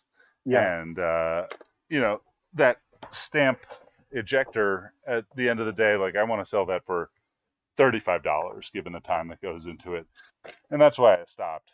Like one day I might make one for myself or somebody as a gift, but it's just like, you know, I have a couple of deals with people to make them stamps already, but like I got to come in under $5 wholesale, and I can't do that, you know, time and materials. So ultimately, like what I went to is like the classic big block of acrylic stuck with the stamp under it. Like that's why stamps have not gotten much more technologically advanced, is just price, right? And am I the first person to come up with an idea like this? Certainly not, but yeah. I'm sure hobbyists have made their material made of? Is it like a rubbery kind of material? Yeah, so it's a laserable red rubber. Oh, For good. a little bit more money, I could buy a pre-exposed and developed photopolymer that is clear, and then you could use a clear acrylic stamping block that it'll stick to, and then see the registration. Then again, I need to beat $5, so it's not going to do that. And then you can do. I got some semi-clear silicone, but it's so hydrophobic that even with like grease inks, it like the stamp quality is not very good. And so like I am going to make a stamp that's like 3 or 4 times worse than like my dream stamp. Not that I'm like into the stamping hobby, if there is such a thing. You know? So I was thinking if you could get the cost of the stamp itself down cheap enough, you could sell a kit for about $50 that has your spring-loaded holder thing with a dozen stamps. So the problem with that was like, yeah, I thought, you know, okay, if I could sell hundreds of stamp tiles, then, you know, $30 for this stupid ejector when it was finished and nicer wouldn't be so crazy. But the problem is like those stamp tiles still require a lot of laser cutter time cutting the bottom, middle, top piece, and then also the stamp itself, and then also like manual assembly time, either me or some kid at $20 an hour, $15 an hour, to align them in a jig and glue them. Just like I think I couldn't get the stamp tiles out for like less than $7, right? And that's something you need to give a retail. Like I'm not going to retail those stamps, right? I'm going to sell them to retailers. I'm not getting into the stamp business, but I like running the laser as much as possible. And so, like a retailer might be able to sell a stamp for $15, but like 20 is really pushing it, right? And you know, on low cost items, you need to give people at least 2x markup, if not 3. You know, so like if you're Nikon or Canon, you're giving B&H 5%, but if you're Tiffin Filters, B&H is making 90% profit or something like that. And so, you know, stamps are much more like Tiffin filters than they are like Nikon cameras. Right? Anybody can make them just about. It's not a complicated project. So, you know, the highest I think I can come in is about $7 wholesale, and even that is pushing it. Right? Really, where I want to be is like $3 or $4 wholesale, which, you know, to be honest, I can't hit with the laser cutter. It's too expensive to run. You know, like I'm never going to compete with like the cheapest stamps you get at Walmart that were molded, but then again, I can run, you know, custom runs of 100 instead of making 20,000 teddy bear stamps. Yeah.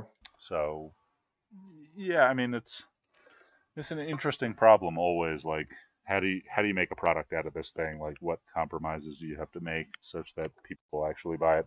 And not only people will buy it, but like the people who are willing to sell it to the people who will buy it, and then they can make money too. It's Maybe kind of a you're fun game missing. to play. Maybe you're missing the market. Maybe you need to be making like fake turquoise Howling Coyote jewelry for the Santa Fe crowd. Maybe. Yeah. Yeah. I don't know. Yeah, or I need to make stamps where you can stamp $10 bills. Those would probably be worth a lot. Yeah, that'll probably get you in trouble. Yeah, probably. Stamp your own money. Chad's Instant Money Kit. Yeah. My dad told me this story. Maybe I've told it to you before, where in the 80s there was like at his office like a candy machine that had one of the first dollar bill acceptors. Like before that, everything was coins. And he was just curious, right? He's a programmer, and all of his friends were programmers and engineers. So he Xeroxed a dollar bill and put it in this machine just to see what would happen. And like it worked, and he like was like having a panic attack and like went to find security to tell them and give them the dollar. Because he didn't want the vending machine coming turning it over to the Secret Service. He wasn't like trying to steal a candy bar. He was just like curious about how the electronics works when they were new. But he was very, very like upset that he had stolen. Yeah, if you're going to do that, don't put your fingerprints on the paper. Yeah. I think he thought it wasn't going to work, right? And I'm sure today it would not work, right? They probably have better bill acceptors. I've heard somebody say that the modern color laser printers embed a microscopic code in the pixels that the Secret Service knows how to find, and it's a serial number stamp of the machine or something like that. Interesting. Yeah. I guess I believe that. Although that might be real annoying for like professional photo finishers. Yeah. Well, I'm going to sign off here. I got a little more work to do on my little kit here, my little project. But anyways, okay, that was cool. fun spending some time with you. Give me a holler on Monday night to make sure we're going to meet up on Tuesday. And okay, I'm going to plan for it. If you don't hear from me, give me a call. But I'll be ready all day Tuesday. I think I'm going to take the day off. Sometime on Tuesday morning, maybe around our usual 9 o'clock or something like that. Yeah, sounds good. Okay, we'll see you then. Bye, Joe. Bye. Well, that was fun. Always nice to have Joe stop in.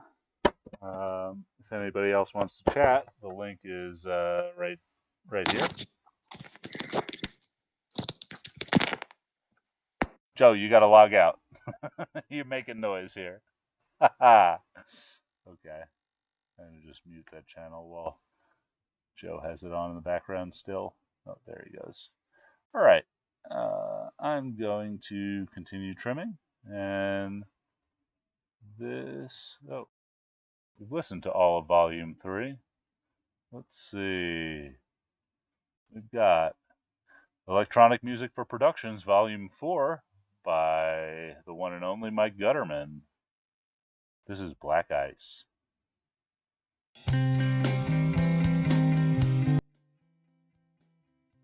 Nico asks if I've been following the Kinograph project. Yeah, I got a few things in store. I'll leave it at that for now. Reality is so subtle. Pinholes are CNC out of a cut acrylic. That's cool. Yeah, I like acrylic as a building material. It's sometimes very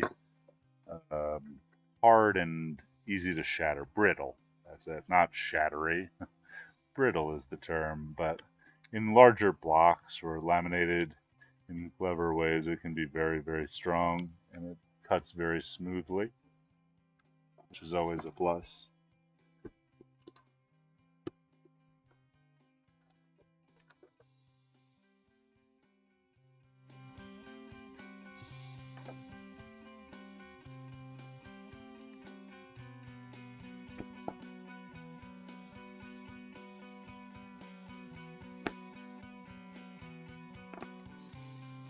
my friends on the Google chat, my personal Google chat, have been teasing me that with my new haircut, I look like the Joe Rogan of camera podcasting. I only have 10 million less subscribers and infinite less money. Also less muscles. It's cool. Got more cameras.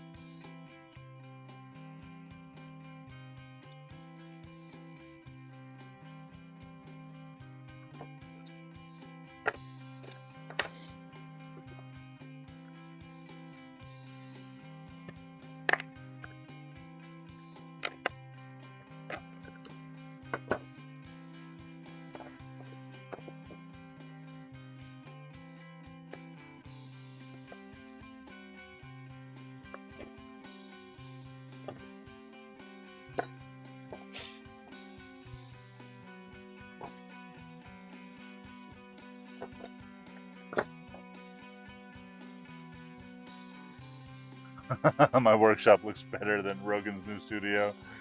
Yeah, I bet Rogan's studio would be a better workshop if I set it up. But, you know, I think he could probably buy and sell me with like an hour's worth of his work. Okay, I really enjoy this workshop. I'm very lucky to be here. But I could use 5,000 more square feet, some CNC machines, water jet cutter, CNC plasma cutter, you know, the necessities.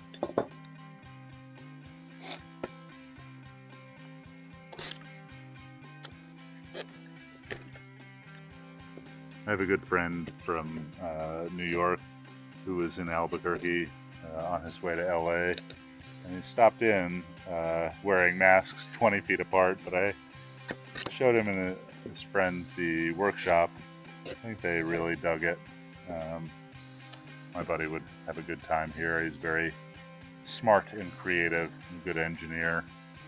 I've been thinking about this idea of a vacation. Maybe I've talked about it on the stream before, which is that like it's like a vacation, except you hang out in a workshop with some friends and you build some projects. It's like a maker vacation of sorts. I kind of do that with Joe every couple of Tuesdays. I'm going to take this Tuesday off. I've been working through Christmas. Joe and I will make something fun. But, yeah, maybe I can convince one of my friends from back east to come out for a week and just kind of do nothing but make stuff.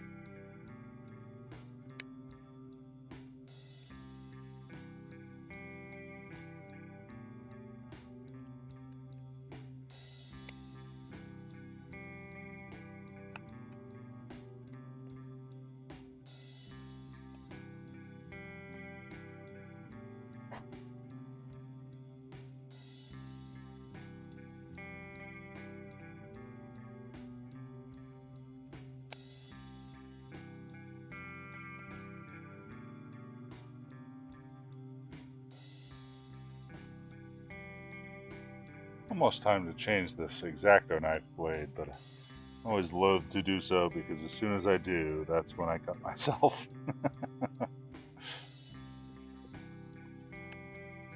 Some safety benefits to a dull blade. And again, some danger to it too.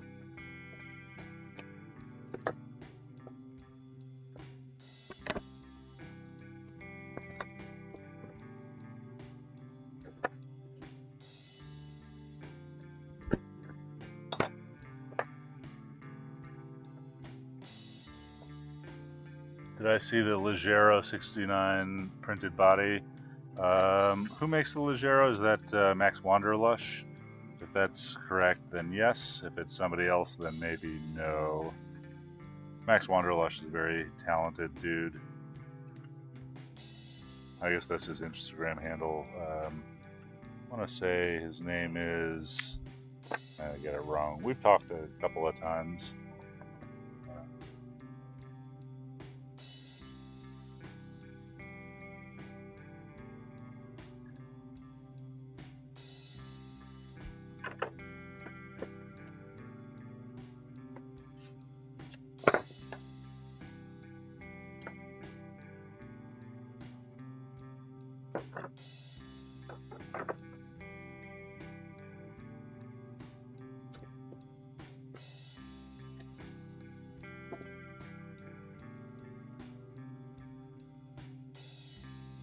Yeah, Max Wanderlush. Yeah, it looked pretty cool.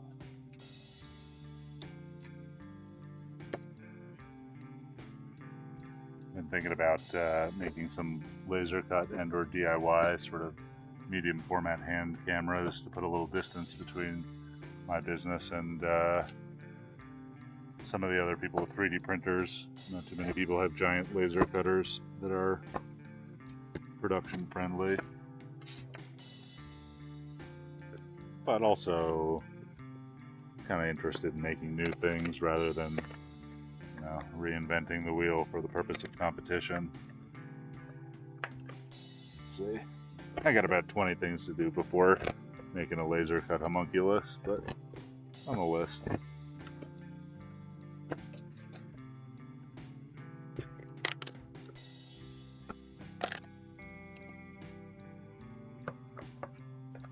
Carbon filament, super smooth. Yeah, I mean, the homunculuses are super smooth. Smoothnicity just comes from, you know, sort of simple geometries and no jumps between, you know, one side to another. I have mixed feelings about the advantages of carbon filament. I think its biggest use is in marketing, right? So like the carbon filament really never knits between any layers. It's just, you know, one continuous strand to my knowledge, and then it goes up where you make a jump between layers on the z-axis. And so where 3D prints are generally the weakest is between the layers. And the carbon doesn't mesh between the layers, so, you know, it makes the X and Y maybe a little bit stronger, but shouldn't make the Z any stronger. Also, like, even with PLA, you can make some parts you could run over with a truck, and PETG is better, not to mention, like, nylon and whatnot, but I think carbon's a little bit of a gimmick. But, you know, not to say that people aren't making beautiful things out of it. I'm just saying that I don't think it makes anything actually any stronger. Or any stronger in the least strong dimension, if that makes sense. It's kind of like, you know, if you have huge biceps but like tiny legs, and like you go to the gym to make your biceps larger, like how does that help your legs?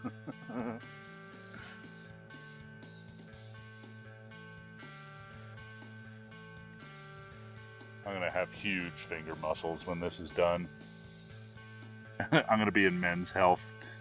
They're gonna be like, Ethan Moses has the world's strongest fingers.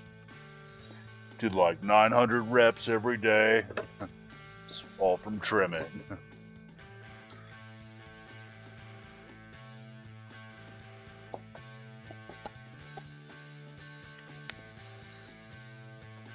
Been through just about all of Mike Gutterman's open source podcast music now.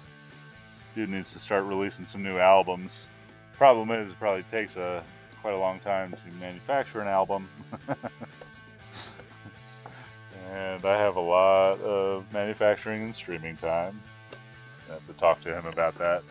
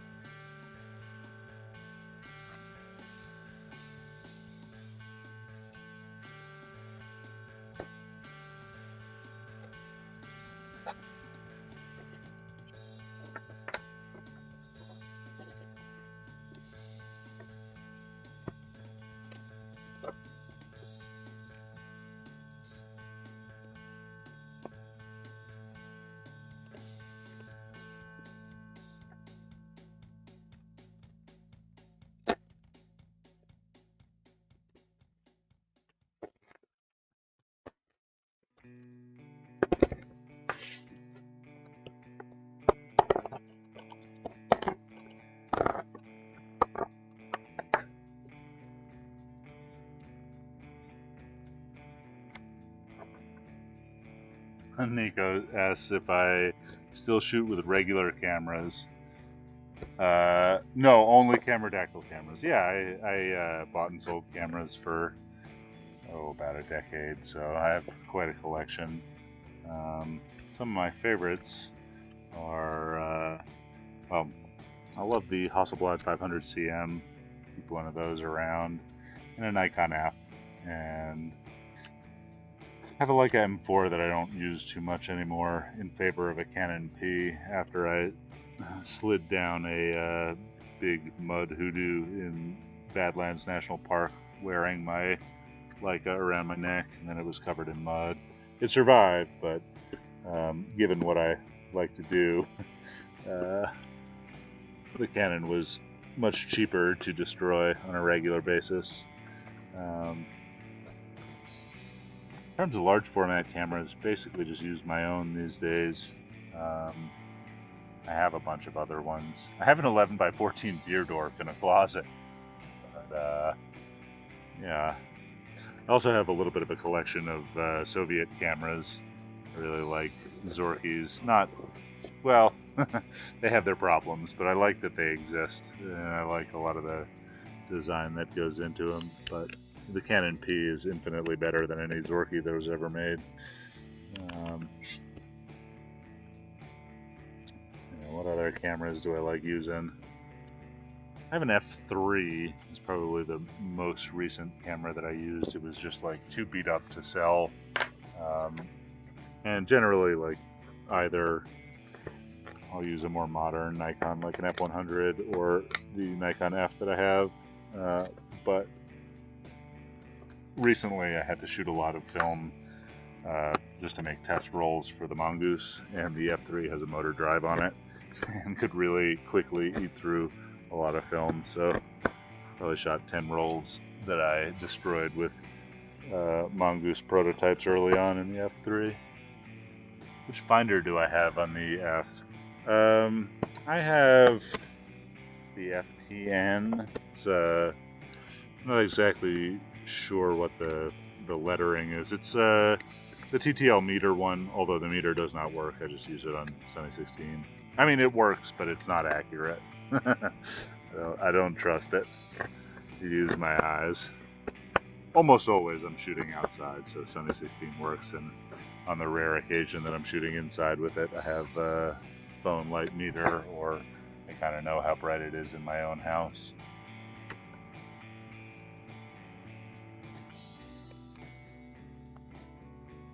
In high school, I had a Zorky, and at some point I just realized that there was one brightness in the classrooms, one in the hallways, and like one in the theater. And so I just used a different camera to measure those, and I knew those 3 light meter readings, and I was good to shoot anywhere. It's all artificial light. So long as the bulbs didn't go out, it was good. Worked pretty well. Nico, what do you shoot with? I was shocked at the price of the basic finder. Yeah, so, I mean, I bought all of these things years ago as the market was sort of cratering. I bought my Nikon F for $5. It was super beat up. I think it had been across the Sahara, was what the guy told me.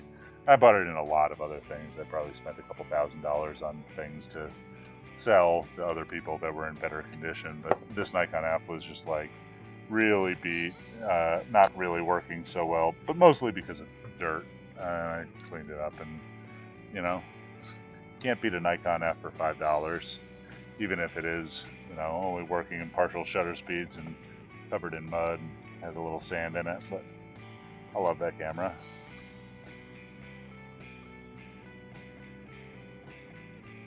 Pentax 6.7 with mirror lockup. Yeah, I really like the Pentax 6.7.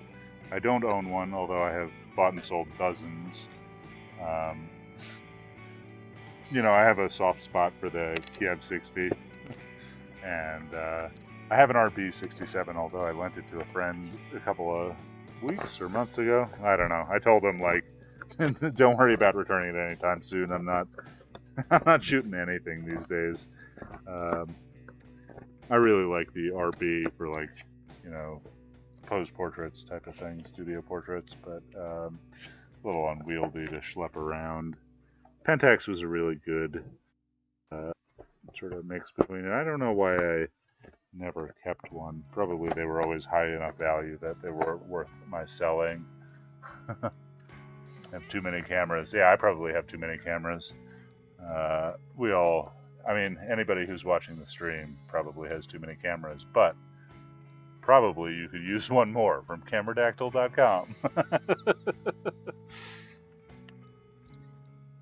Yeah, I mean, I'm getting to the point where, like, I have 15 cameras in a box that were all, like, production prototypes of things that I've made and sold, and I try and keep one of everything on hand just for reference or repairs, or, you know, just if I have to make another one, I have something to look at, and so I can show people what I have made. One of these days I would love to have a shop that is big enough that I could have a wall with all of my prototypes and production models, like on a shelf or a series of shelves, so you know, you could see kind of like the Ethan Museum of prototypes. But right now it's a big old cardboard box on the floor over there on the shelf. I take it out once in a while to show people what it is that I do. Oh, Nick says 130-ish and counting. Nick, you may have more cameras than me. That's kind of crazy. Yeah, a while ago I started collecting pens, not because I wanted to be a pen collector, but I wanted to find like the perfect pen for drawing cameras, actually, and drawing camera parts. And, you know, you can't just like go to Staples and try every pen. You gotta order 1 million pens from AliExpress and Amazon. And so now I have a lot of pens, but I've started giving them to people. I found a couple of pens that work really well for me, and then the rest, like, I'm never going to use, so those are just me paying for information, I guess. Maybe I'll start to do the same with some cameras.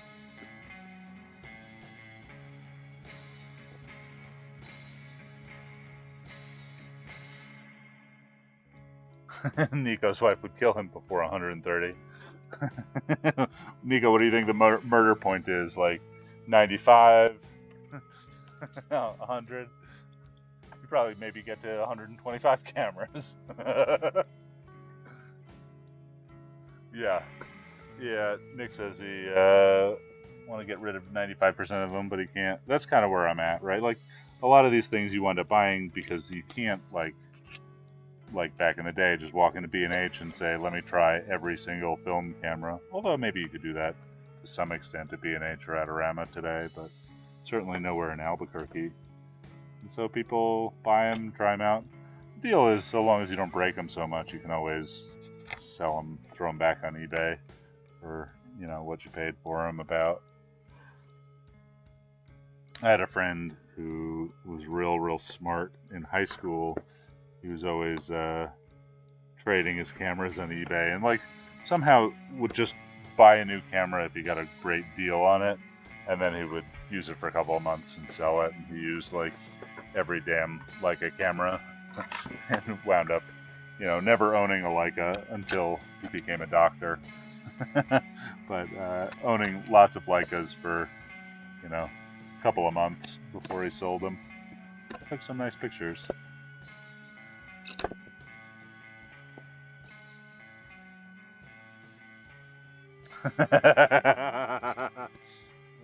Nico says, every time I get a new one, it feels like I'm getting closer to the killing point. Yeah. My girlfriend doesn't really care what I buy or own, so long as I keep it out of the house. Keeping the house clean is nice. Having a big old dirty shop is helpful to my relationship. See, that's what you need, Nico, is not less cameras. You need more workshop, obviously. Oh, getting close to the end of this trimming.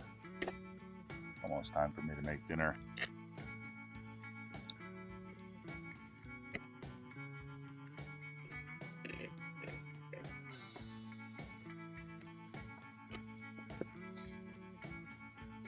What do I got to do tomorrow? Probably sand these gates and assemble the gates and spindle mechanisms on. I don't know how many I can get through in a day. I think 50 to 100 probably. But that's, maybe 1,000 screws to put in. I better charge my screwdrivers overnight. Both of them.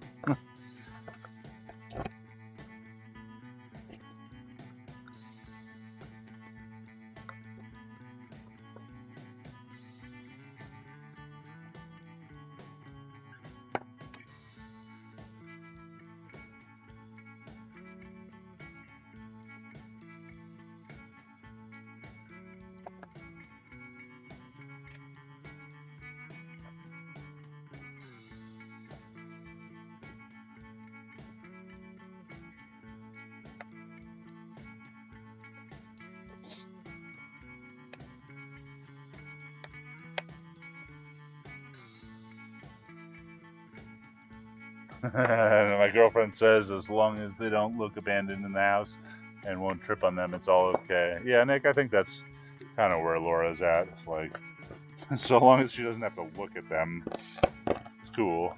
I actually gave Laura a TLR a long time ago, hoping she would, get into photography a little bit, just to share the things that I love with the people that I love.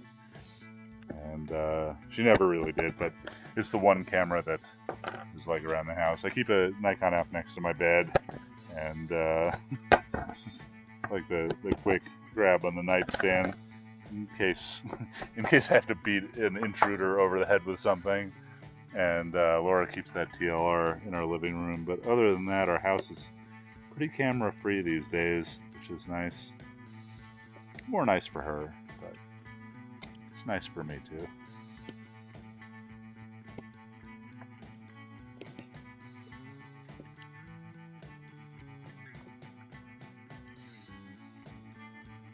Am I still in touch with the NS guys?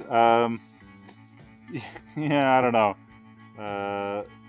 Probably not something I should talk about on stream. I talked to them once or twice. We will see. I think they're just gonna try and catch me, but doing everything I can to make that hard.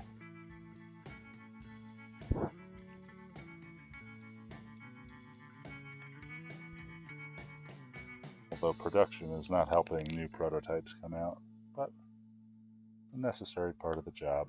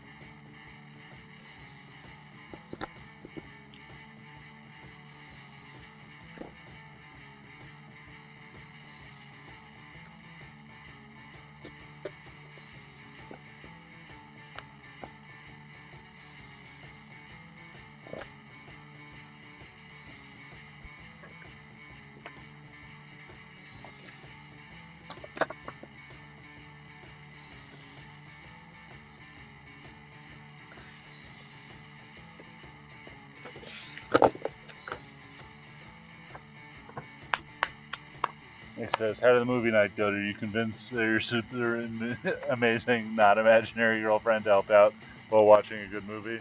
No, we watched the movie, but she did not help out. Took a break. But that's okay. We watched The Abyss recently. It was not a good movie.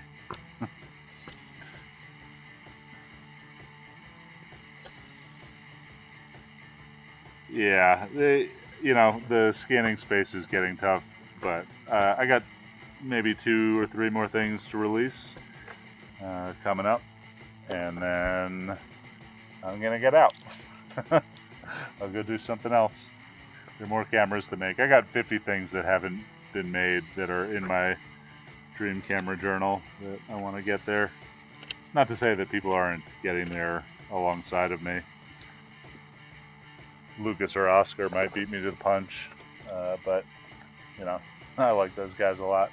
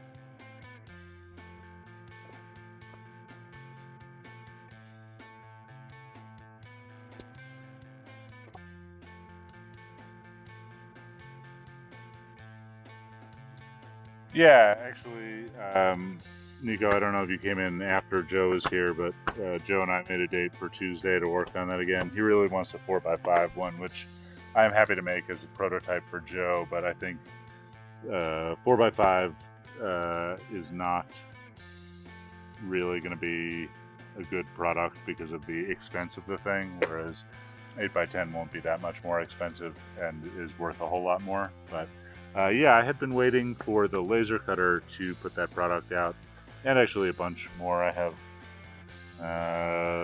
3 or 4 products actually that are ready to go that have been on videos that, you know, I had claimed would be on Cameradactyl tomorrow, but haven't really had the space to photograph them because all of the pile of Mongoose stuff is sitting on my tabletop studio, nor the bandwidth to really produce those things. I really want to get the Mongoose out before I start making people whatever, but yeah, Joe's gonna come over on Tuesday and I think we'll work on a version of that. You know, I had a working version that I could have released at the time, but it would have been really annoying and expensive to produce on somebody else's laser. And also, I think there's some changes that I could make to it to make it more durable. You know, mine after a year and a half has some cracks in it, and I broke one of the 3D printed pieces, and you know, it's going to be acrylic for waterproofness, which is going to lead to a little bit of brittleness. You know, it's not a bang it on the floor type of product, but I think I can make it, excuse me, pretty sturdy. So yeah, I think by the time the Mongoose is ready, I will have that thing, or by the time the Mongoose orders have been filled, I will have that thing ready to go. I don't know if I'm going to hold it to co-release with some large format cameras, or I'll just release it, you know, ahead of time and then release large format cameras later. Kind of depends what else I'm up to, and you know, how many of the next electronics project I sell, and whether I'm too busy with that or not, or whether, you know, everybody in Mexico gets vaccinated and I can hire a kid or two to do some menial assembly work like this. You know, I've been streaming like hours and hours every day doing things that ordinarily I'd just pay somebody to do. So, you know, hopefully I'll get off this high-power Twitch YouTuber lifestyle and get to making some new designs and actually putting them out. But we will see. Not so sure. short answer, I do not know when it will be ready for market. But yeah, it's something I'm working on.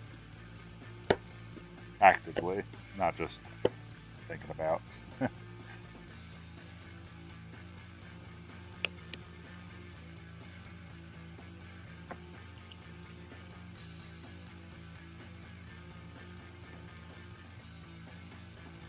Oh, whoa. RA4 has been taking off lately. A famous French photographer created a group on Facebook. Cool. Hey, Nico, if you're a member of that group, would you send me a link or an invite? I'd like to join it. I think it sounds pretty cool. I mean, this was like kind of the plan, which was like to make the process, not that we invented the process, but like we, you know, were some of the first YouTube videos, make it public and available to the world. And then it took me a lot longer actually to bring products to market around it, but maybe that's for the best, and that like now a lot of people have adopted that process. And so I think there might be a lot of demand for, I mean, not a huge demand, it's not exactly a digital Nikon, but you know, a significant demand for products to make that process a little bit easier. That's what I'm hoping. You know, I don't think I'm going to make $1 million worth of them, but might keep me busy for a few weeks.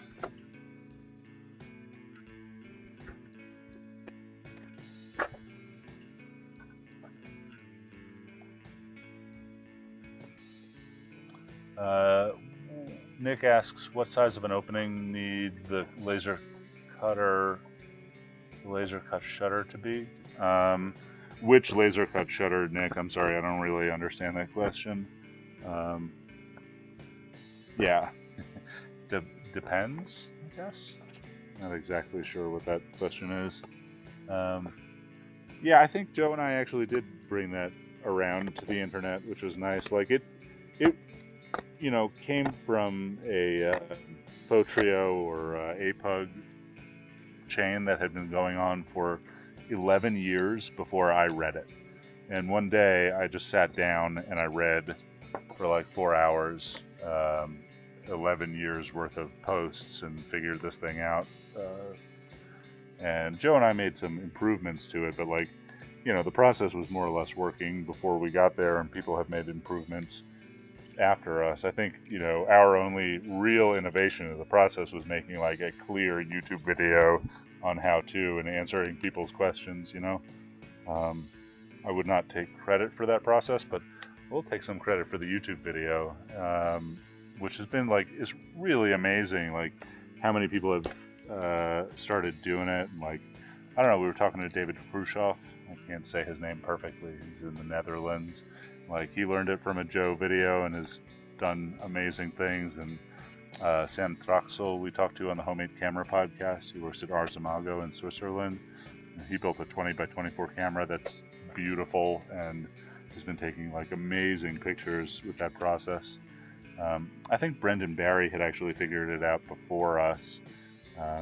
He's been making some really cool stuff with it as well.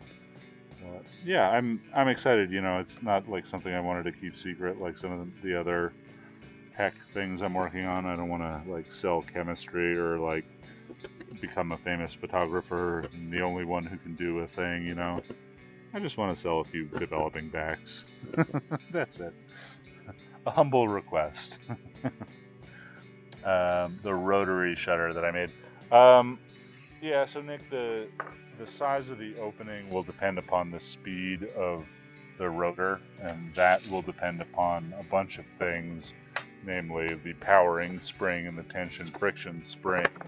And then like the speed that I want might change based upon the pinhole size and the film sensitivity that I'm using. And so, you know, that's just a prototype that I have. It's not quite there, right? And so hard to answer question. You know, I don't think I have it on my desk, but the hole is like maybe 1 inch to 2 inches arc length right now, but you know, you could conceivably make one much smaller or much larger, certainly. But yeah. All right, guys. So it's 5:17. I think it's time for me to change a couple of the printers and then go start making dinner so we can eat before 7.